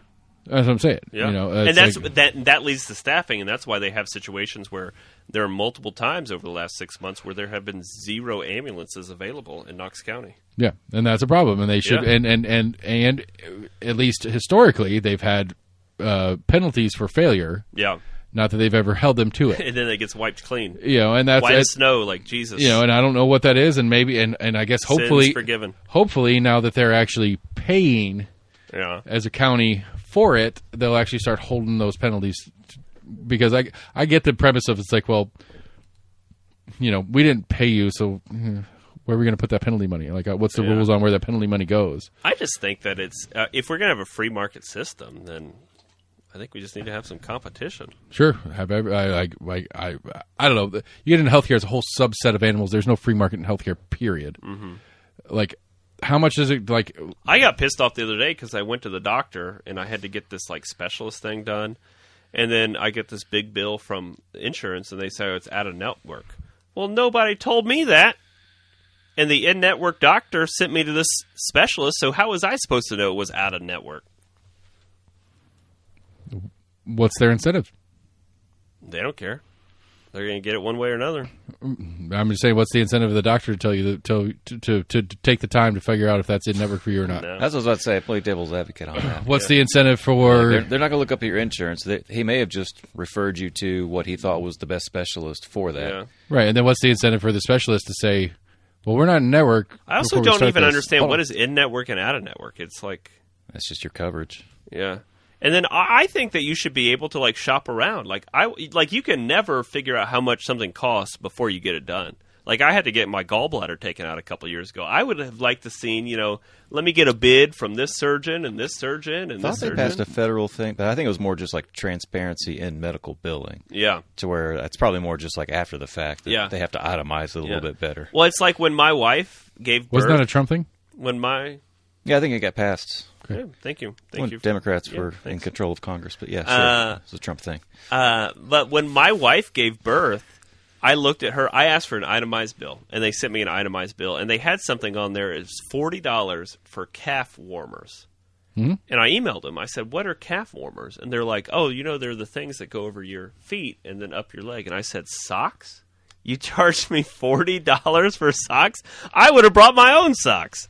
Calf warmers, but that's what it was. Yes. It wasn't even just like a special heating pad? No, it was just socks. It was like those ones with the little like rubber things, soles on the bottom, so you can walk around. Yeah, $40. Yeah. I'm gonna bring my own next time. And say, no, scratch that You can't, off. I didn't you use can't any of use these. your own. You have to. You have I to didn't use use theirs. any of these. You're under their control. You have to use theirs. Yeah, You don't have a choice. that's a whole other episode of stuff. I guess. mean, You might be bringing in additional staff to a already staff-infected we have hospital. we have teased the idea of going deep diving into the medical system for the entire history of this show, oh yeah, and I mean it's so complicated. it's ridiculous. It's just ridiculous. It is like, who's it for? I mean, it's the same thing with government conversations. Like, what are we doing? Like, this thing that we're putting together, this package, this bill, this insurance program, whatever it is, who's it for? Mm-hmm. Like, who is this benefiting? Well, also like medical billing. Like sometimes I'm like, can I pay my bill online? They're like, no, we're going to mail you something, and then you have to mail a check back. It's like, this is 2023. I can't pay online. How much does it cost for you to outsource it to a company to make all these billing statements, to mail them, to get it mailed back? We need a central digital currency already so that we can not have to pay credit card fees. That's really what the problem is. Yeah. I mean, that's a whole other. You want to go and deep dive in a whole other set of shit? Is credit cards? Credit cards. Oh, you as a small business owner, you know it, don't you? Yeah. Yeah. They fuck you sideways, and every single one of you have to deal with it every fucking day. Mm-hmm. And you're just like, ooh, I get 1.5% back, yay! Yeah, but you're paying but for you're it, paying, and I'm paying for it. You're paying 10% more for what you buy. Yeah. For your 1.5% back. Well, Congratulations. There's an article the other day that someone I read about. Maybe it was in the Wall Street Journal. They were talking about like credit card benefits, and they were like, who pays for credit card benefits? It was like, we all do, and especially poor people, because it's like the people who don't use credit cards are the ones who's paying for your credit card benefits. People who use cash. Yeah. Cash Which are generally poor people. Yeah. Yeah. Cash pays for credit card benefits because every business that you ever walk into is charging more than they should because they have to pay for the service of being the ability to take your credit card. Yeah. And the law has changed on it, and I'm waiting. Places have started doing it, but nobody of large scale has started doing it yet. But law has changed and has made it so that you are allowed to, as a business, put that as a subcharge on you. So theoretically, like, it was illegal for a long time to do a cash discount. Yeah. And that had changed. Wow, really? Yeah, that changed a while back. Big credit card lobby. Yeah. That had changed a while back, but it was illegal up until a couple of years ago to add a surcharge to the customer for running a credit card. Yeah. That has changed. It is now legal to do. It is an option that I've had, and my credit card processor has been dogging me, trying to get me to do it.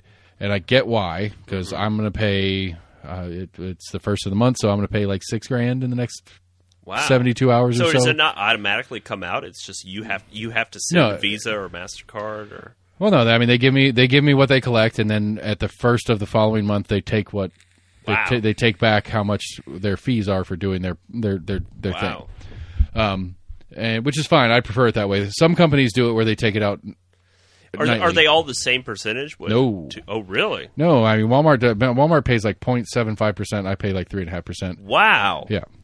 Why? Because they've like lobbied with the credit card people? I don't know. Well, they're just a bigger player. Yeah. I mean, that happens to anything. When you're a bigger player, you can... 0.75% of what Walmart does. Yeah. Wow. But what about like Amex, Discover, Visa, MasterCard? Is it all... Right, different cards have different So fees. Who's the most expensive one? Amex. So that's why some people don't take Amex? Yep. Wow. Yep. I got my Amex somewhere over here. Mm-hmm. Yeah. I think somebody was telling me, because where I work, I had a business Amex card for a while, but apparently Amex is set up to where you have to pay it off at the end of every month. I don't know if that's just an Amex business card or if that's just all Amex credit cards. I don't know, but it's moral of the story is that I'm paying that monthly. Yeah. And when I set the prices for my stuff, you're incorporating that. I have to put that in somewhere. Yeah.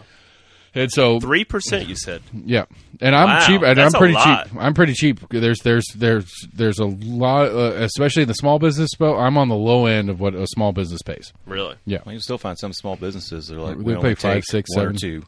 Wow. They won't take all the credit cards. Yeah. yeah, and then and so What is Diners Club? I've never seen a Diners Club card. What is my it? dad had one when he was working, I don't know if that's a thing anymore. but it is allowed to. You can now do the surcharge for it, and I'm waiting on a Walmart or a Target or an do Amazon that. or anybody. Yeah. because I'm not going to be the educator. Yeah. Well, I remember there were places that were like just wouldn't run a card if it was less than $1 or Sure. $2. Yep. Yeah.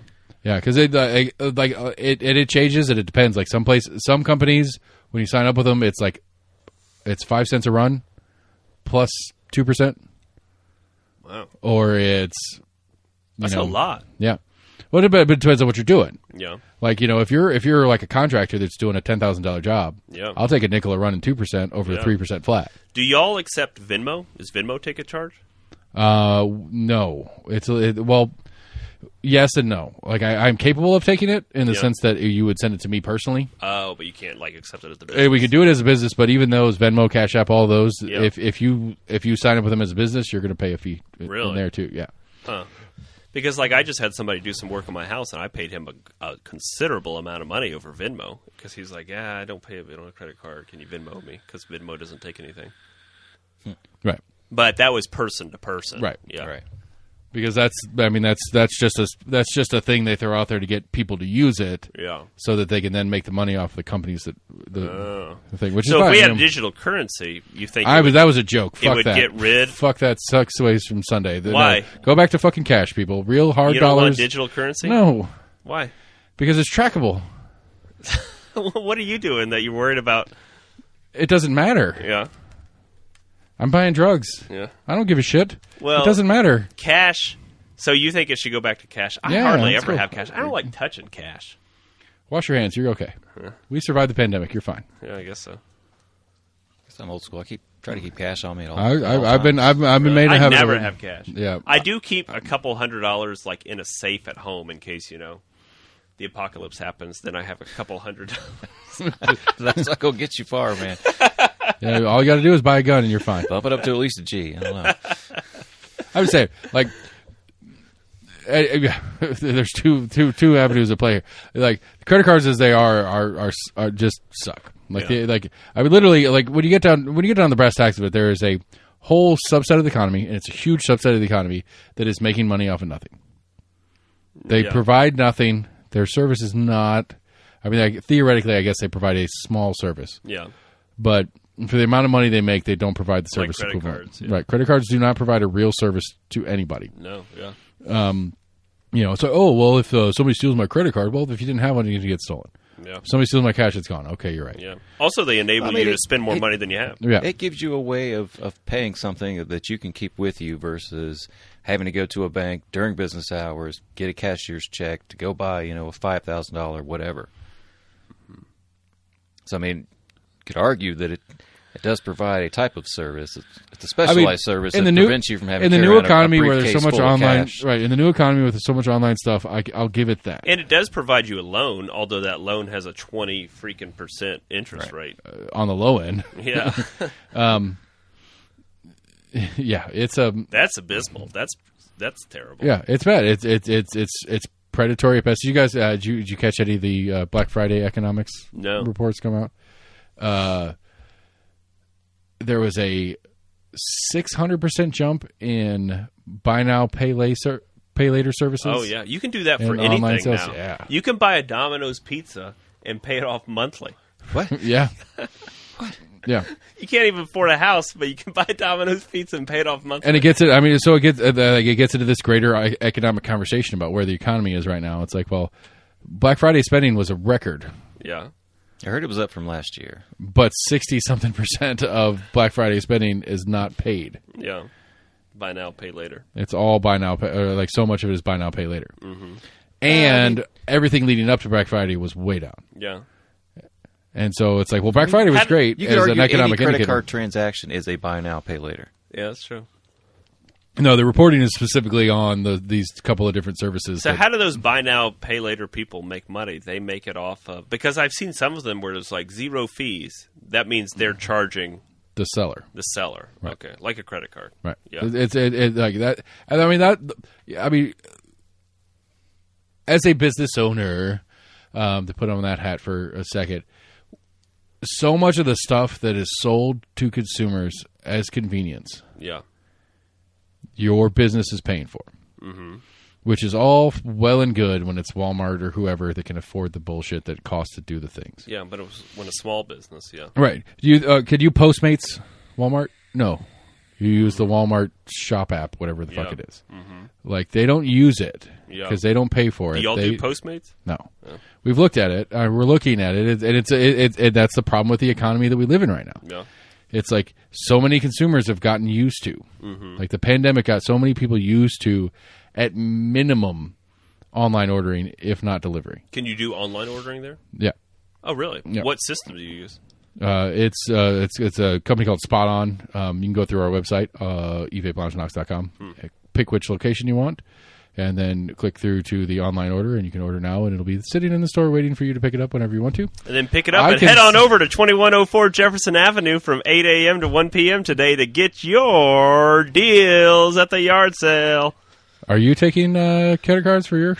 No credit cards. I'll give you credit You card can access. Venmo me, though. I guess I'll- I'll take Venmo, yeah. I'll give you credit card access for 10%. And so, like, Bottomless mimosas with proof of purchase. and some peanuts. And so, like, all these things, like Postmates, Uber Eats, like all these delivery services, all the different stuff that you guys have gotten so used to that are awesome, Yeah. Somebody's paying for it. right? And it's and the people who can't afford to pay for it are probably your favorite people, Yeah. and they're sitting there struggling with it. Like it's Like you gotta do it, but you can't do it. Yeah. Yeah, like I've read stories on companies that are like we're doing like 80% of our sales through Postmates, Wow. and our margin on Postmates is 0.5%. Wow. So, But you got to do it. The staff's getting paid, the food that you're buying is getting paid for, all the parts and pieces are getting paid for, but we're not paying rent. Yeah. Like, we're operating this, we're dealing with all the paperwork, all the governmental shit, we're having to pay taxes, and we're dealing with all that kind of stuff, and we're getting paid zero. Yeah. And so, yeah, we're still alive. But that's capitalism. It's not capitalism. What is it then? I don't know what the fuck that is. That's Is that whoever the made. invisible hand? Do what? Is that the invisible hand that Adam Smith talked about? At some point, I'll back up. At some point, yes, it is. Yes, it is. It's at some point, if capitalism was real, in the truest sense, that at some point the failure of what capitalism is would actually come to light, and we'd have to deal with it. And I suppose that's the bonus of the government that we live in today, is that we don't ever have to ever come to terms with. But if everybody's favorite restaurants started closing or started not accepting it, they do. Yeah.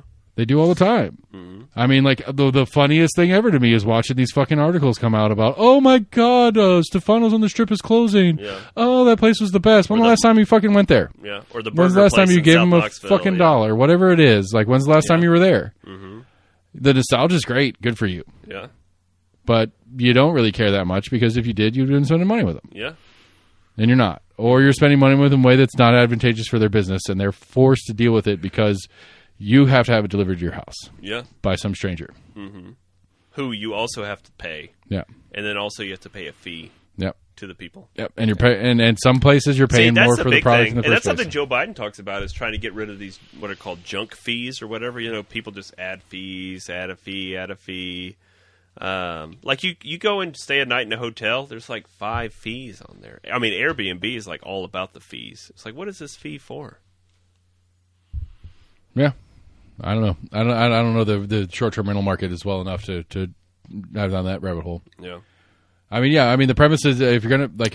Selling and buying a house. Oh my gosh! Look at all those. Like what? Yeah. What do you mean? Like, I mean, I agree. A handling fee for these Right. for these pieces of Premise paper. What? you say like, well, I mean, what is sales tax? Is that not a hidden fee? I mean, when you get down to It's a it, tax. what do we say? What's the difference? It's just this thing's $10. Well, no, it's not. I'm paying $10.95, $97, whatever it is here in Knox County. And there's been a lot of talk about that. And I don't know if it's just a general thing upon businesses, because I know there's some states that don't do that. They'll put the actual price I mean, on the price tag. I could get on board but with I the would premise. say for most businesses that do that, it does make that look cheaper. Yeah, I mean, how many people are going to $7.99. go up to the checkout and be like, "Oh, it's $120"? Like, never mind. I thought it was only going to be $100. But I mean, I'll agree with the factor in premise. tax. If we're going to be consistent on it, that's fine. I'll be. But I mean, that's the like, same reason why if the thing on mark this- things in for 99 cents. It just Yeah. it looks cheaper. $7.99. Yeah. Right, but 99. But you know, at least if you live in the state and you're used to it, you have to deal with the sales tax it is, and so it's like, well, 99 cents is $1.08, Right. right? Well, if it's $1, if it says 99 cents, I'm expecting $1.08, but I'm paying $1.15. I mean, that's a hidden fee somewhere in there, some hidden transaction fee or whatever the fuck it is they want to throw on there. I'd be pissed off about it. That goes back to the thing we were talking about. It's like, I can charge you for your credit card. Yeah. I can do that, but I don't have to explain that to you because you don't know it. And That's if you're why I'm the only waiting one on- doing it and other Right. people aren't That's doing why I'm it. waiting on Walmart or Target to do it, so I can be like, look, why is Hops and Hollers not doing that? right. Yeah. And I don't want to have to play. I don't want to have to be the educator in that because we're used to it. But in the hidden fee thing, it's like, well, the Airbnb said it was $99 a night, and I'm paying $175 Yeah, out the door. a couple months ago, Laura and I were going somewhere, and I thought, oh, well, let me check out an Airbnb. And it was like that. It was like $125 a night. And I was like, oh, great, okay. Then you go to check out, and it's like comes out like $175 per night. And you're like, what? What happened to the $125 per night? And I mean, and again, to be fair, Processing. be fair, you do that. To be fair, though, And then you got to clean it up. Booking fee. Yeah. to be fair, do that in Knox County though. Yeah. Do it in Knox County. What's it going to do? You don't even have to add Airbnb fees to it. You're going to pay $9.25 for Knox County sales tax, and you're going to pay whatever it is the Hotel Knox County tax. hotel tax is Yeah. too. Oh, I just stayed in a hotel. I'm kind of done with Airbnbs. I had. But I'm bad just saying, Airbnb even in a experience. hotel, whether it's a hotel or anything, you're going to have there are already hidden fees in a hotel fee in a hotel Oh, yeah. anyway. Yeah. I mean, I think people should. I think that everybody's just tried to find ways to To sneak it in. sneak in, to get someone. You catch their eye with the price. They go there, and like what you said, nobody's going to check out, and they're like, "Oh well, Never mind. never mind." They're like, all right, fine, put it on my credit card. Yeah, yeah. Fee to the credit card. Yeah, I mean, it's a So maybe it is. What a We need random to all ass- go back to cash. yeah. And then the processing fee. You don't need a processing fee. This is cash. Here you go. Here you go. Process it from here to there. I guarantee you that the government says this is worth $100, which is a whole subset of other things, but it's better than. So buy gold. if we're gonna do it now. We take gold Who everywhere. who yeah. thought that an hour and 50 minutes ago we'd be talking about credit card fees for 20 minutes? All right, so What we're time getting. is it? I don't know. We're Oh my gosh, we've we're been here getting for almost into 2 hours. All right, and so This is what I'm gonna miss. I promised that we would get into your 10 and 20 year predictions. Oh, I was and- just kidding about that. And but we will. You asked for it. We're getting it in just a second. Clear tips. All right, like apologies. I had to pee, and so we paused for just a second, and then back. we off air we were talking a little bit more about credit card stuff, and I wanted to make this point And to hey, Matt. I'm learning this. I mean, I Okay. again, I feel like I'm an So educated citizen. right, I it's didn't the know all this it's stuff. your total charge is what comes out. So if you tip, your tip is included. So Yeah, if I you, was if asking you have about a tips. if you have a $10 tab and you tip $5, the fee comes out on the $15 total. Wow. Now, what I learned recently, every single credit card processing company that exists, that if you ever process a credit card, your card is going through them. In their terms, you are not technically allowed to tip over like 50%, Really? something in there. And so the credit card company has the right to refuse your tip. Wow.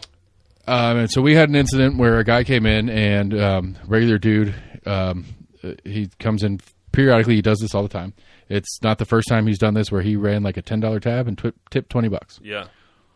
Just be nice, you regular. Yeah. Whatever. I don't know. I'm not sure. I don't quite understand what his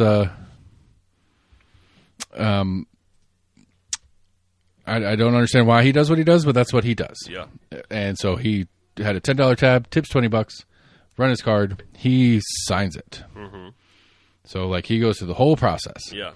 And we get a chargeback notification from the bank, and they say, "We're taking this out." And I said, "I don't understand." And so, like, we went through and dug through the receipts because we have to keep the receipts by law, and blah blah blah blah.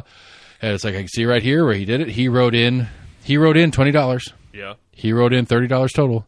He signed it. Mm-hmm. I don't understand why we're charging this back. Did the customer ask for it? No, the card holder, not the card holder, but the card holder's bank doesn't allow tips over %X. Wow. Why? They say it's some fraud issue, concern thing, whatever it is. And so and he didn't know anything about it. I talked to him. Wow. Because he's a regular. I said, "Hey man, they charge they told us they told us you're not allowed to tip that much." Wow. It's his money, yeah. And I'm talking to my broker, my credit card broker guy, and I'm talking to the bank and all this kind of stuff. My credit card broker guy is like, we process billions a year, and this is the first time we've actually seen a bank use that part of the bylaws. Yeah. But they can. Wow. And so, we're sitting here scrambling. It's like, okay, well, I don't know what's going on. I don't know if the bank's just going to start using this more regularly. Yeah. How do we function as a bar restaurant without the ability for you to tip what the fuck you want to tip? Yeah. How do we do that? Especially the most generous people. Right. Yeah. It's how do we tell you? It's like, okay. If I were rich, I'd do that all the time. Right, because because a good friend of ours, she works at a place over by the airbase. Mm-hmm. And there's a lot of times where they'll have a group come in and the CEO of the group will cover the tab. Yeah. But won't tip anything. Mm-hmm. And be like, "Hey guys, I got the beers, I got your drinks, whatever it is. Oh, yeah. Make sure you take care of the staff. They took care of us tonight or whatever." Yeah. And so all these guys will come up and be like, "Let me tip you. Give me one beer." Yeah. And they'll sell them one beer for $2.50, $3 or whatever it is, and they'll tip $50. Yeah. Because they've been drinking all fucking night. Yeah. And they want to take care of them. And it's like, well, if the bank wants to, not the person, not the facility, just if the bank wants to, they don't have to honor that and take it back. Wow. And if you have a lot of those over time, yeah, your rate to be able to process cards, oh my gosh, goes up. This is ridiculous. Yes.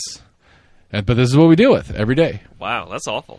All right, I'm going to start using cash more. And while we're at it, while we're bitching about shit and going back into government stuff, the new hemp tax. Have I gone on my rant with you with the new hemp tax? No, I didn't know about it. You didn't know about the new hemp tax? No, is it state or federal? Or state. Who's behind it? Briggs? He hates it. He got on board with it because he realized that he didn't have a choice. Yeah. The state has the new hemp tax, and it's 6% on hemp-related products, blah, blah, blah, blah. In addition to sales tax? Yep. Oh, so my God. 15.25% or whatever you want to call it. And so they just want people to buy it illegally? And so we're going through the whole thing, and I'm prepping up. I'm calling revenue. I'm calling agriculture. I'm trying to make sure I'm setting this thing up right. Yeah. Because I got to set my computer system up to take care of it because there's no way to fucking manually do this shit. Yeah. And so I set up Tennessee hemp tax in my system. So anything that falls into the categories that they can't describe to me because nobody really knows what it is yet. But my guess at it is I put all these things in it. And so we're going through July. Yeah. We get to the end of July. It's August 1st. I got till the 20th to get this set up because it goes inside sales tax. It's due on the 20th. And I'm trying to set it up, and I go into the 10-tap device to the 10-tap system to go ahead and start working on my sales tax return for the state. And it's asking me to break it down by sub-cannabinoid. Wow. And so I call the Department of Revenue back. I'm like, hey, I was on the phone with you for the 2 weeks leading into July trying to get this set up right. And nobody told you. And nobody said anything about cannabinoid. They just said, if it has a cannabinoid, you need to charge the sales tax for it. Yeah. Not, I need to break it down by cannabinoid. Yeah.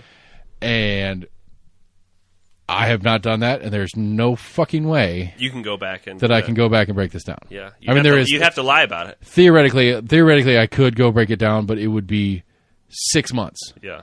40 hours a week. Yeah. Going through every single transaction. Yeah. What did we sell? Which cannabinoid is What'd that they one? say? But that's other, and so they're like, do your best guess, and we're not going to audit you on it.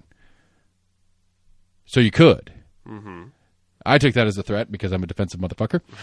Because if you're going to tease the idea of an audit, I take that as a threat. If you're going to say the word audit to me, that is a threat. Yeah. There's no other way for me to take that. Mm-hmm. And so I was like, okay. And so I broke it down as best I could, and I sent it to him, and it was like, I haven't been audited for it, and I'm continuing to go down this rabbit hole. And it's like, why do you want this broken down? How the fuck did you not know that in June when I was asking you about it. But now all of a sudden it's August 1st. It's like, oh, well, the legislature got together and they were talking about this, that, and there. It's like, I don't give a shit. So did they break Agriculture it down doesn't in the know law? anything. No. Agriculture doesn't know anything about it. Agriculture I won't. feel like the whole state doesn't know anything about the entire industry. Agriculture won't. Agriculture told me we're not even pretending to think about it until the 1st of 24 Wow. because they don't have to. Yeah. So is there different tax rates for different No. levels? It's an even tax rate. Well, then why do they need to know the Data. Why else would you ask for that? Which substrain do we want? Yeah. Which substrain do the customers want? What's selling? Yeah. Which I'm not. I'm actually curious, and I would actually Like to know the data? like to know that data. Yeah. And I might actually. But now you know the data's going to be wrong. It's going to be close, though. Yeah. I mean, people are going to try to do it right. Yeah. But yeah, I'm going to ask for it. I don't know who to ask for though. But Yeah. when agriculture starts to get rolling, I'm going to ask for them for it. But anyway, that's that thing. So anyway, Matt Shears, to close it off for the last time. Matt Shears is not going to be. This is not going to be the last time Matt Shears No, on the show. I'll be back on. I can but- do it from North Carolina. Nah, you're no fun on the call-ins. Zoom days. Yeah, I've called in a couple shows, I think. I know. We had When a I go- was sick, I was pretty sick one time when I was on I know, the show. and you powered through it, and you're an I amazing was man like for that. coughing, and I was was awful. very sick. I know. I feel bad for everybody who had to listen to that episode. Not because I was on it, but because you were on it. So Matt wants to give his 10 and 20-year prediction. So in 2033, 2033. of the 9 districts of Knox County, how many do you think are going to be Democrats? Oh, 2023. Well, of the 11, I guess, to be fair. Of the 11, at least 6. There'll be a majority Democratic County Commission. 2023. Ooh, 2033. I can't argue with that. That's, I mean, If the demographic shifts continue as they are, population changes. It's just I think I will agree with that if I don't think it's going to be a super majority. I think it'll be tight. I think it'll be 6-5, and I think it could go back and forth. But I think it'll be like I think I agree with that if if I Trump's think- reelected, it'll be quicker.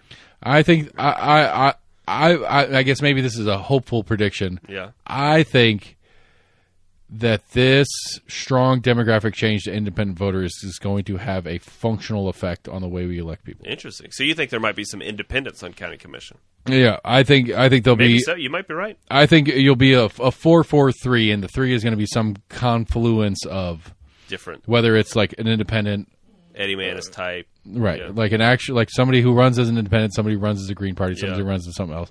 I think I think we're getting to the point, especially if we have a Biden-Trump rematch, with this Kennedy candidate and maybe the what's his face from Dallas. Did you hear about that? What the fuck's his name? Dean Phillips? No, Mark Cuban. yeah. He's going to run. There's some rumors on that anyway. Yeah. I Every think, rich billionaire white guy thinks he could be president. I think that Kennedy is going to do better than anybody wants him to do in the political sphere. You think it'll hurt Biden or Trump more? I think it hurts Trump more. I think you're right. But I think that I think that there's to roll back in time. I think 2016 has nothing to do with Trump. Never had anything to do with Trump. 2016 was a fuck you to the preposterousness of the way we live and what we've become politically. I think Trump has been a fuck you as a human being, but as a political person, as this machine of politics Yeah. that Trump has become, because you can see it falling apart as it's becoming more political. Like you could see the way it's just fraying, and that it's no longer about anything. It's no longer about. It's just about him. right? Yeah. And you It's can like, I'm for you- Trump. What does right that mean? now That that means it's I'm for clearly Trump. this right now that it's clearly this egomaniacal mess that is Trump. It's not the same animal as it was in 2016, because 2016 it was a fuck Clinton, it was a fuck McCain, it was a fuck all these names that we know, that we've been used to, that we've dealt with for years and years Let's and try years, something new. and over and over again failure. It doesn't matter whether it's I'm played this balanced person that's going to vote for a Republican Senate person and a Democrat House person, or whatever, or I voted for a Democrat on this presidential election, I voted for a Republican on this one. It's a big fuck you to that mess. I think that's what Trump was in the first place, and I think that's still what the majority of Trump people are trying to hold on to.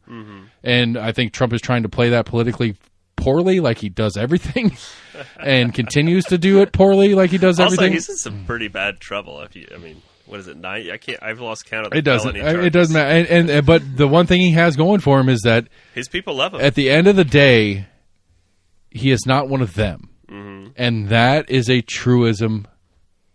Period. Yeah. And that rings true to a lot of people. Now, if we could get somebody who was not one of them, that isn't fucking Trump, which Kennedy is not much better than. He's a little bit better than, but the new Kennedy is not one of them either. Yeah. But he's not much better than Trump in the weirdism that is the human being that he is. If we could get he's a weird dude. yeah, and so if we could get it, I'm hopeful that if So that, you think that there'll be a fraying of the two-party system within 10 years? I think there has to be. Yeah. I can't imagine that we can continue down this path because again I think the reality to me is that the end of the day, if you walk down the street and just talk to people, Yeah.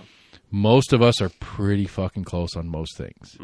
But if you go through it in the political sphere of things, it is us, them, death, Immediately. survive, Yeah. now. Yeah. Nothing it could else be- matters. I mean, the political atmosphere or the political environment or context in the United States in 10 years is going to be... I mean, think about 10 years ago, 2013. That's a totally different world of politics than it is now. Trump wasn't in... He was on The Apprentice. He wasn't... You're fired. Yeah. He was just... He was The Apprentice. Politics was not as exciting. People didn't really care that... They didn't... And I'll give and like it or not, I'll give Trump a bonus for that. He got a lot of people paying attention. But he made everything Poorly. He made everything political, though. It's like, Sure. what type of beans you buy? Oh, Sure. I buy Goyo beans because I'm a conservative. What? Well, but I don't know if that's him or the I don't know if that's him or the reaction to him. I don't disagree. It I has think to it's do with him everything. being, I think it's everything. because I mean like Elon Musk right now. You know, it's like he says anything. Did you see him where he said "Go F"? Yeah. And I get it. Yeah. Like, I get it from his perspective because he's fucking dead anyway as far as Twitter goes or X or whatever it is. Yeah. It's dead in the water. Might as well It fucking. sucks now. It's not as fun as it used to be. You might as well burn it down and have a good time with it. You spent $40 billion of your own money on it, Yeah. well, or some combination thereof. You might as well enjoy the destruction of it. Like, if I'm going to burn my house down, I'm going to watch it and have a good time. You know? I love how it's been X for a while. That every news story that references Yeah. any kind of like tweet. they'll Yeah, say, that was "Put it on I mean- Twex," or on a tweet now known as X, or Yeah. or send an X, formerly a Yeah. Twitter. Formerly I don't known get as it. Twitter. But X. But I think for normal people, No, it's just like the content's not as good anymore. Like whatever algorithm they're using, it's like a bunch of weird stuff for me. But I mean, I think I think at the end of the day, I will give Trump points for getting people in. I will give Trump. I'll give. He brought a lot of people into the political process who didn't Both vote sides. and didn't vote before. Yeah, Right. You're right, and galvanized people. Like people used to know who the Postmaster General of the United States is, and now they know it's Louis DeJoy. Yeah, I still don't know that. Well, a bunch of liberal people know that because they hate him. And like people didn't know who the Secretary of Education was, and then they knew, oh, it's Betsy DeVos. Was Betsy DeVos. Yeah. I don't know the new guy. Right. I met him though. He actually came to Knoxville. But I mean, like, I don't know. Like, there's part of me that is grateful for the mess that was Trump, in the sense that it got people looking at it. Again, I will say, the drain the swamp thing, the drain the swamp phrase, Yeah. Sounded like a good idea. is a good idea. Is a good idea. Functionally, he didn't do it. He wasn't gonna do it, or maybe he was. Maybe I don't know. I don't know what he was actually going to do with it. But that premise sold. He You was talk swimming about in the swamp before that. You were talking earlier about Matt. He You were had a talking golden toilet. sell to like when you're out there campaigning, campaign to the district you're in. Yeah. Campaign to the people who are going to vote for you. Drain the swamp was exactly that. Because people are tired. I mean, I'm not saying that People that are is tired always of the this best thing. thing. I'm just saying that's how politics works. But people are tired of this thing that is on the national politics level specifically, because Yeah. we're talking on Trump and in general, is people are fucking tired of it. We're tired of a 15-round House voting debacle and then a one-person excise, and That was the first time that ever happened. Or the first time in a long fucking time. Okay, I'm sorry. We're Actually, tired no, of it. that We're- was the first time it ever happened. We are tired of a fully dysfunctional federal government. All right. I'm sorry. That was an example of Yeah. the dysfunction, not the Well, totality. I think of the dysfunction. everything comes in waves and times, and it'll change, and then it'll change into something else. It'll change into something else. But I think the nature of politics, for better or for worse, is you have to talk about what people care about, for better or for worse. But I watched a the question documentary is when the governance follows the politics talking about what's better or worse. And that's what I think. That's true, because sometimes you say so, you talk, there's the politics of the campaign, but then we're actually, we're going to do this. Right. The execution of the politics is where I think that may be a better way to say what I was trying to get at. Mm-hmm. Is the execution of the politics is what I think people are tired of.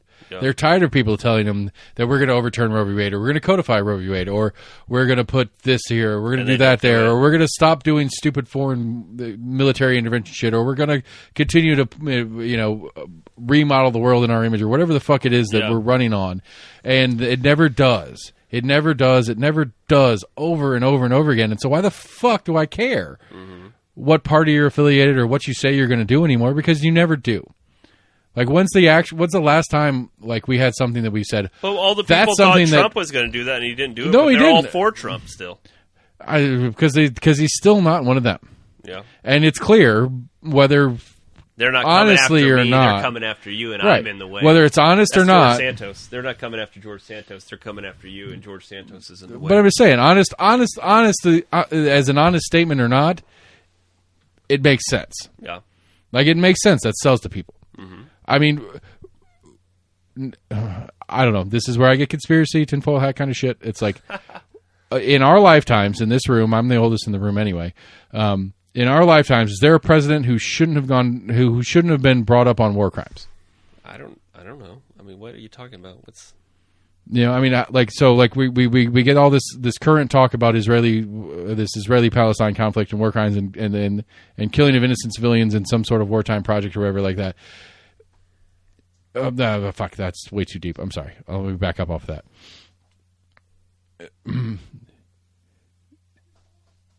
Do you think that there is just general corruption at play for the most part in federal government? That the majority of people that are federal government, whether they're selling books or going on speaking tours, I do not think that the majority of federal employees are corrupt. No. Do you think the majority of people who have actual real influence on the day-to-day function of federal government are corrupt? No. No. Do I think some of them are? Yes. Do you think that the majority of Americans think that most of them do? Do I think that the majority of Americans think that most of people... Do I believe that the majority of Americans believe that the majority of people in the federal government are corrupt? Yes. Okay. Yeah. That's what I'm getting at. Okay. I mean, when you say yes to that, do you actually mean that, or you're just trying to follow my ridiculousness? No. So, do I believe that the majority of Americans think that?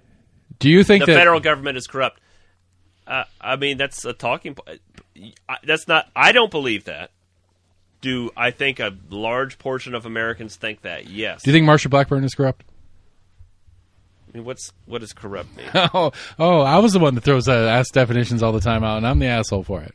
Do you think Marsha Blackburn receives money, whether directly to her or in some financing bullshit campaign thing that she lives under?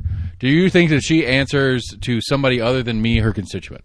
Does she answer to someone else? Do you think her constituent? Yeah, she's bought and paid for by AT&T. Okay, so do you think Marsha Blackburn is corrupt? But what is corrupt? I mean, I think that she takes campaign donations from AT&T, and that influences her. Corruption is a specific legal definition. I believe so. And so I'm not going to go on record saying somebody's... There's levels of I'm corruption. sorry. And the word corruption is. Corrupt and ban are the same word to me. I'm sorry. I apologize. But I mean, what I'm hearing you say is that there are people that she makes decisions based on, at least at some level, on people who donate her more than the people she quote-unquote represents. It's a constituency. She has constituencies, and I disagree with those constituencies, but she plays those constituencies, and she gets elected. Constituencies. And that's politics. But is AT&T a constituent? Yes. Are they a Tennessee corporation? I don't know if they're headquartered or not, but they are big-time players in Tennessee. Are they a legal entity in the state of Tennessee? I mean, politics, again, is politics is not is an amalgamation of different things and different interests, competing interests. Well, hold on. Okay, And- hold on. All right, so we have the whatever the fuck it's. I do not think that Marsha Blackburn takes literal bribes. No. Do you think she cares more about business interests than the people? I don't know. Fuck, I don't know how to ask. But the ask this people, question. I mean, the majority of Tennesseans want what she wants, apparently. She gets elected. The majority of Tennesseans that vote want she wants. Right. Yeah. And those are the people that decide. But that's a big difference. Yeah. So between again, saying a so majority of Matt. Tennesseans All right. So want- for the record, Matt Shears agrees with me that it's your fault, voters. I didn't say that. It is your fault, voters, for not bothering to vote. So those of you who made the decision to not vote, it is your fault. Yeah, they're not listening to this. I mean, nobody listens to this. Whatever. I listen. Thank you, Chris. Todd, our boy Todd out there in Middlesboro, Kentucky, listening. Yeah, you're in Kentucky now, Todd. I didn't know he moved until somebody mentioned It was recently. bad enough you went to Morristown, but Yeah. Oh, he moved going out again. of state. So I was reading a book about George Wallace recently. Side note: if you ever need tickets to Kentucky basketball, hit up Todd. Oh, really? Yeah, all the time. All the time he'll post on his Facebook page. He's like, he's got season tickets. and he can't yeah. go. Yeah. Have you ever taken him? Have you ever? I've thought about it, but I've never had the real occasion. Nothing Is to that say. Rupp Arena? Yeah. Yeah, that'd be fun. Roll up to Lexington. It's not that far. Lexington's a cool town. Anyway. Lots of horses and stuff. Anyway, so I was reading a book about George Wallace a couple weeks ago. He was segregationist governor from Alabama, Democrat actually, back when Democrats were segregationists. And They were called Dixiecrats? Dixiecrats, yeah. Okay. And so he talked about, well, the book talked about how in his early political career, he was actually like a progressive liberal. Like he didn't really care about segregation. He actually thought desegregation was better. But he totally flipped, and his entire campaign and persona became like segregation. He's the guy who he stood at the door of the University of Alabama when they were trying to desegregate the school, and he said segregation now, segregation tomorrow, segregation forever.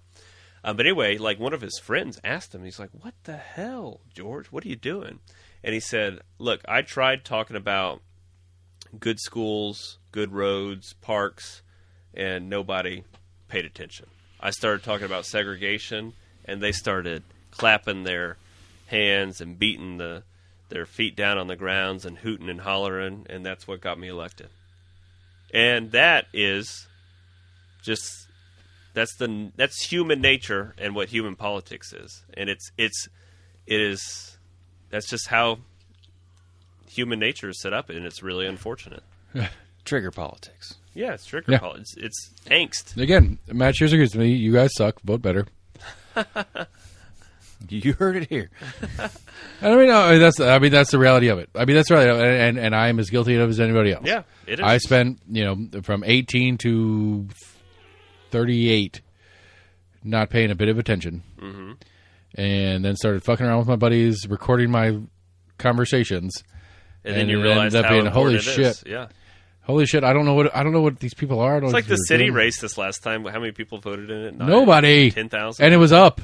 Yeah. It was Yeah. up, and Yeah. there's still nobody. Yeah. It's fucking pathetic. It It is. hurts I'm not a city resident. I don't get to vote. Yeah. And it makes me mad. Yeah. It makes me. Well, you could vote if you own. I you don't own the property. Yeah, you. I pay property tax in the city though, but I don't own property. Oh yeah. Make that make sense? Wait, why did your landlord makes you pay property? Nope. I mean, it's part of my rent technically, but I have property tax for the things that I own inside my business, Oh, like what? like my refrigerators. You used to pay property tax to your. Yep, and my desk and my computer and my physical bar, the actual bar itself, I didn't know is that. a piece of property, and I have to pay taxes on that. Interesting. Yeah, and it went up a lot because of Really? the new assessments. Yeah. They don't come out and look at it; they just make it up. Yeah. Selling my house too, property appraisal and stuff. Don't sell your house. It's a whole charade. Don't sell your house. Well, I can't afford to. I have to build a house. Don't sell your house. Well, how I can't afford to live in a house here and also have a farm. I wasn't talking about living in a house here. Rent the motherfucker. What are you talking about? I don't know how to do that. I got to get a loan to build a house All right. because the farm had a house on it, but then the house I got don't- sectioned I don't hear off. about that. And, yeah. All right. So what was I'll buy that? your house. How much? How much you want for your house? Well, I already got an offer on it. How much you get? How much you offer? It was. I guess it's public record. Anybody can look. It's 400 and. Fuck you. Never mind. 410,000. You should rent it. Yeah. Don't sell it. Rent it. What's your? Hey, here's a better question. What's your interest rate on your mortgage? Well, it's 2%. Yeah. Yeah. Don't fucking sell that thing. Are you fucking no? Don't sell it. I can't. Rent it. I gotta have another house. Rent it. I gotta have another house. Rent it. You can claim the rent income on your mortgage, on your new mortgage. For applying for a mortgage. Yeah. Can't you put that house as your collateral? No. No. You do not. No, you can't do that. But you can say I'm renting the house that I'm in But then where am I going to live? in the new house that you're building. But how am I going to build a new house if I'm renting out my house? There's no video on this, so don't worry about it. You rent the house that you rent the house that you're in. There's someone I know named Lauren Shears who is looking for a house to rent. Right, and you rent that And house. her son Henry. You're going to rent And her spouse, unnamed You're spouse. going to. So you said what? 4.25. Is what your- 410. What your offer is? 410. Okay, so 4.25. You're looking at an easy. What is 410 in just a mortgage right now? 17. I don't know, a lot more than what I'm paying now. Probably 1,700 or so. Probably. I'd say you could if the mortgage is 17, you can rent it for 22. Mm-hmm. No problem. Yeah. So if you can rent it for 22, you tell your mortgage broker for your new place and your construction loan that you're going to rent your current house for $2,500, and you can claim that as income on your. Can I rent it to someone who then subleases it to someone else? You can do whatever you want with the rental as long So as I you can rent it to somebody as long You as can you're write renting up it whatever for, kind of lease you want. as long as you're renting subleases it to. as long as you're getting $2,500 a month for the rent, so that you can pay the mortgage. And they're not. The mortgage company doesn't give a shit. Your new mortgage company won't care. Yeah. All right. Who's your mortgage? Who's your broker? I got a broker for you. If you don't already have a broker, I don't know if they're licensed like in my North Carolina. mortgage. Oh, in North Carolina. Oh, it's I got a USDA loan. Too. Oh, Yeah, okay. so I got all these special things for it. I got a friend of mine that's deep in that shit and can help out a little bit. But yeah, if Does like he do USDA loans? no, I don't know if they do it in It's North all the Carolina. special stuff. Because I get like a lower mortgage rate. Yeah, because yeah. it's like Because you're going to do farm work and stuff, yeah. Yeah. But no, like realistically, don't sell your house. Rent it. Okay. Like just rent it. Well, if anybody Go wants move to into- come and look at a house that you may want to rent, come on over today from 8 a.m. to 1 p.m., 2104 Jefferson Avenue, Knoxville, Tennessee, in the beautiful Park Ridge neighborhood. Sales. All right. Pew! Blowout sales. Sam, get to work, buddy. I almost forgot about it. Sam's News of the Weird, just to close this out, I was going to skip it because I forgot about it, but here we go. No, but seriously, don't fucking rent that shit, dude. If your mortgage is that low, Well, you just told me to rent it. rent it to, yes. You just told me, then you just said don't rent it. You meant No, don't I sell said, it. seriously, don't fucking sell that house. Rent that house. Got it. That is crazy. Got it. Because you will make way more. Now, you're in Knox County, and the way the Knoxville real estate works, you're going to sell it and be okay, too. It's not the end of the world if you sell it. But if you can rent, if you can make it work to get the mortgage you need for the new place, Yeah. rent it. Okay. Because I mean, you're looking at realistically. I need a property manager. All right, I can check on the house every once in a while for you. Okay. What's your fee? It ain't much. It depends on who you rent it to. Yeah. If your tenant is cool, Do you have any I'll rental be cheap. properties? no, it's on. But I've been working a on goal. that. That's been a thing. Yeah. Yeah. If Apparently everybody says that's how you actually build wealth. It's like you got real estate and you rent it. I mean assets, real assets. Yeah. It's not even about renting shit. It's real assets. That's wealth. Yeah. Real assets. And there's only one real asset. Which is property. Yeah. Yeah. And so as long as you have real assets and hold them, there's no way I'm selling this house. Period. Mm-hmm. I mean, the way the economy sits right now, there's no fucking way. But like we would have to be in some new world apocalyptic set of shit for me to get out of this house. Yeah. Maybe not for me to physically get out of this house, but for me to not own this house. You never physically leave this house? I mean, I'd be down with it. I wouldn't complain. I can Postmates that shit to my door and kill all the small businesses in the neighborhood. All right. Anyway, I'm sorry. I got distracted. My bad. Oh, what you want? I got a college guy suing over a personalized license plate. Oh. Bus driver falling asleep after he ate a gummy. What kind of bus driver? And what kind of gummy? It was a commercial bus. Okay. So thankfully it wasn't a school bus. Yeah. I mean, that's a commercial THC bus. gummy. School buses are commercial buses. Some. I mean, depending on where they are. Do the license plate. I want to hear that one. Some are city owned. So don't just say that. Yeah, all or the Greyhound. commercial- All right, Greyhound. now Matt wants to hear about the license plate in the college kid. Okay, you don't want to hear about somebody eating a finger in a salad. I mean, my you God. You didn't let me finish. these are all Whoa. these are all winners. Yeah, This is the best. This is the best you've done in like 2 months, man. Did you actually do some research? Like you spend some time on this before you came in, or No, I mean I just go to the AP. They have a section called oddities. all right. Anyway, That's continue. All pretty right, much where- hit- that's where I start. I try to search other places otherwise, but I see if I can find a good website that just that's all they do. random stories. Yeah, Babylon B. They're back on Twitter. I mean that's that's the great thing about Metropulse is they had at least 5 or 6 news of the weird stories on the last page. I miss Metropulse. Yeah. That's what I told Jesse. The first time I ever got to talk to him, I was like, man, thank you for doing Metropulse, man. Yeah. I was like, that thing was awesome. Yeah. Well, the incentive was there. He got paid. True. So we got He left the Times for that shit. Not really. He was coming back here anyway. Oh yeah, he worked for the New York Times for a little bit, right? Yeah. I mean, it's prestigious. I mean, I would think if I was in a position, unless I had a path to a rocket in that level of journalism, but if I was able to start my own kind of newspaper or be a part of an actual local my own thing, Yeah. I'd probably go for that too. Has he ever said why he left New York Times? No, to come back that'd be a here? good one. I've Yeah, never. ask him, yeah. I've always I'm always too on the current event shit that I never really go into. I don't really the even shit. know his. I mean, I knew he grew up in New York, and I guess it'd be that weird thing in journalism. All right, that fine, I'll do there's a no show. guaranteed. Fucking It's you're trying to sell your stories all the time, and there's no guarantee that Well, no, a there's news a outlet's gonna difference. pick it If up. you're employed, you're getting paid. Period. well, and you can probably have more influence I working mean, at a if smaller they shop put- than New York Times. if they put your story in there, I don't think they necessarily No, tell you if you're under hey- their employ, you're getting paid. Whether you submit, whether they take a story you submit or not, you have to submit stories, but you're getting paid as an employee. But you also you probably have Now, more. a freelancer, you submit a story. If they take it, you get paid. If they don't take it, you don't get paid. You also probably, I mean, if you're working at the New York Times, you probably don't have a say in what you do. They're just do this, Right, do go that. do the but story if you on work this. here, Metropulse, or doing something else, you can kind of pick Yeah. some of the stuff you want to do. I don't know. It's fun. It's my favorite thing about working with those guys for their podcast. Yeah.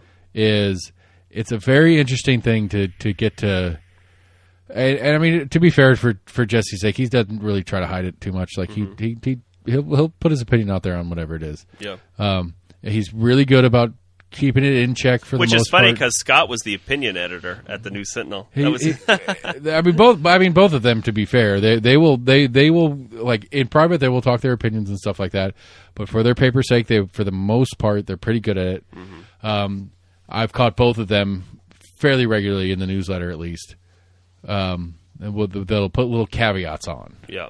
They'll both put little caveats on, and it's not an opinion caveat per se, but it's just a clarification I mean, that is not necessarily total objectivity is a myth. right. They'll put little they'll put a little clarification on that isn't necessary, but definitely shows their part of it. Mm-hmm. And they both do it all the time, and I can see it, and I can, especially after getting behind the scenes version of them. But neither one of them is particularly shy about showing their own part of it. And it's interesting to me as far as the journalism versus what's the word? I fucking blanked on the word.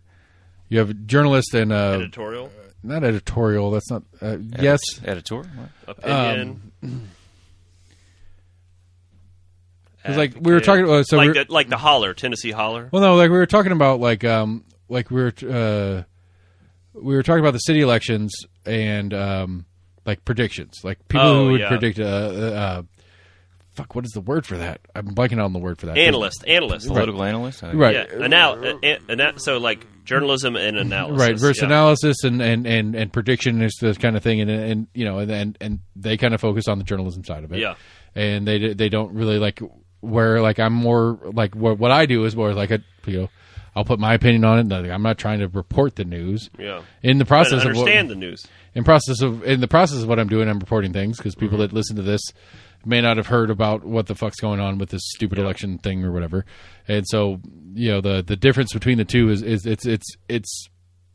it's a nuance that I didn't think about until I started doing it. Yeah. I guess is what I'm trying to get to here. It's like I didn't think about the difference between like Journalism is just kind of like the facts, and then the analysis is just piecing it all right together. AP versus like Fox News.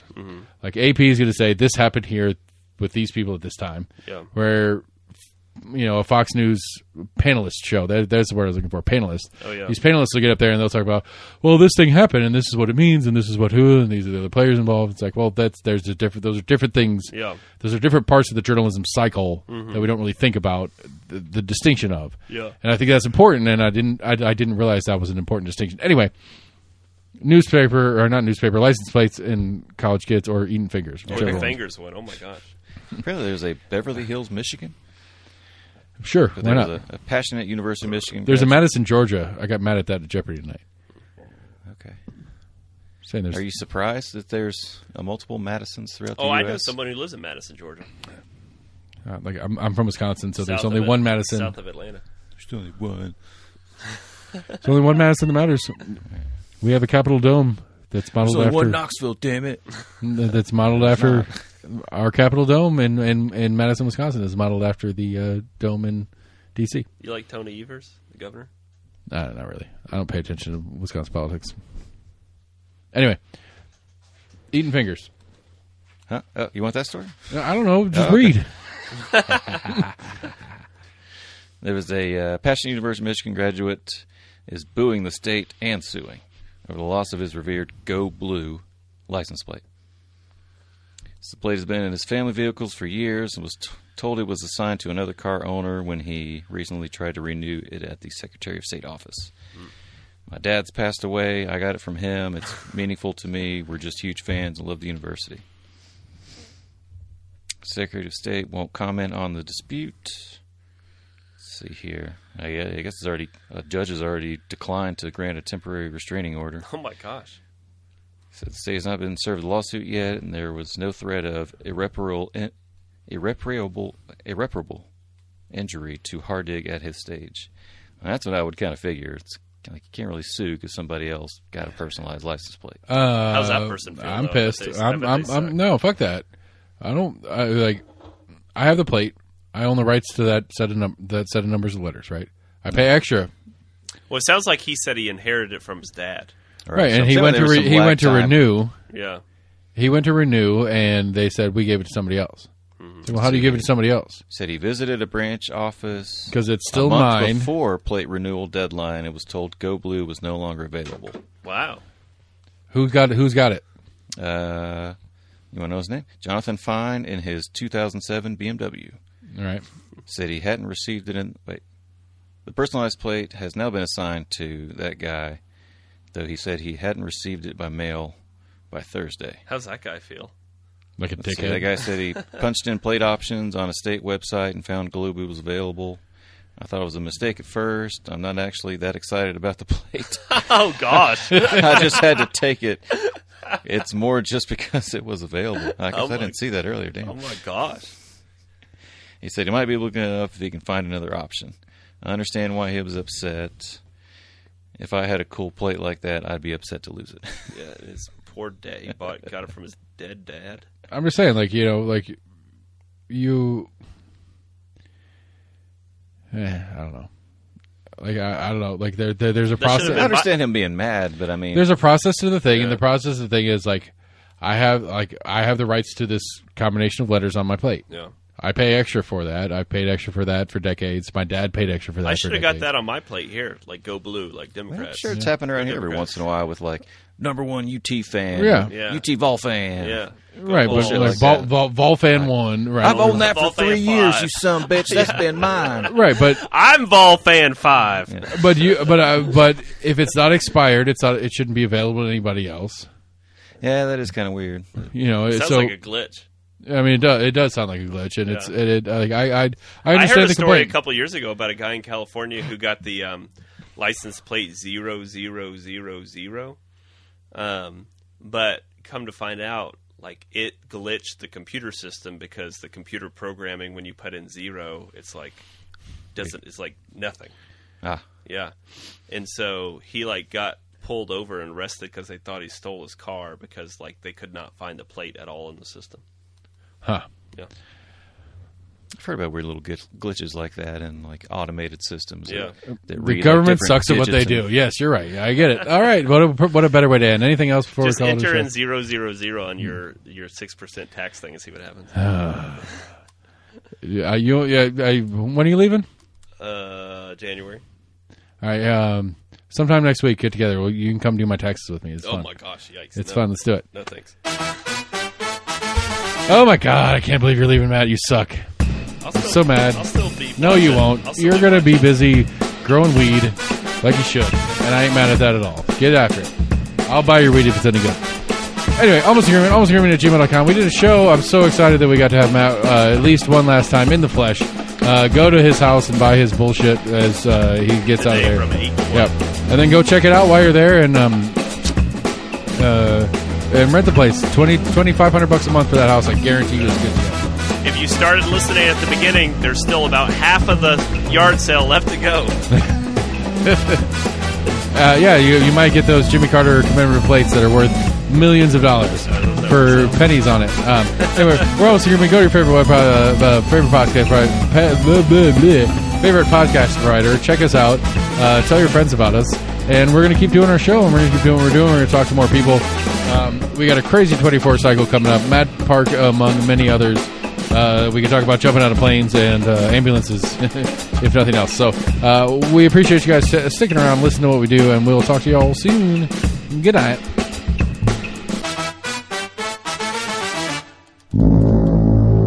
Fun. Always fun, you jackass. Who was your last guest you had on? Did you have any city people? You didn't really do city stuff.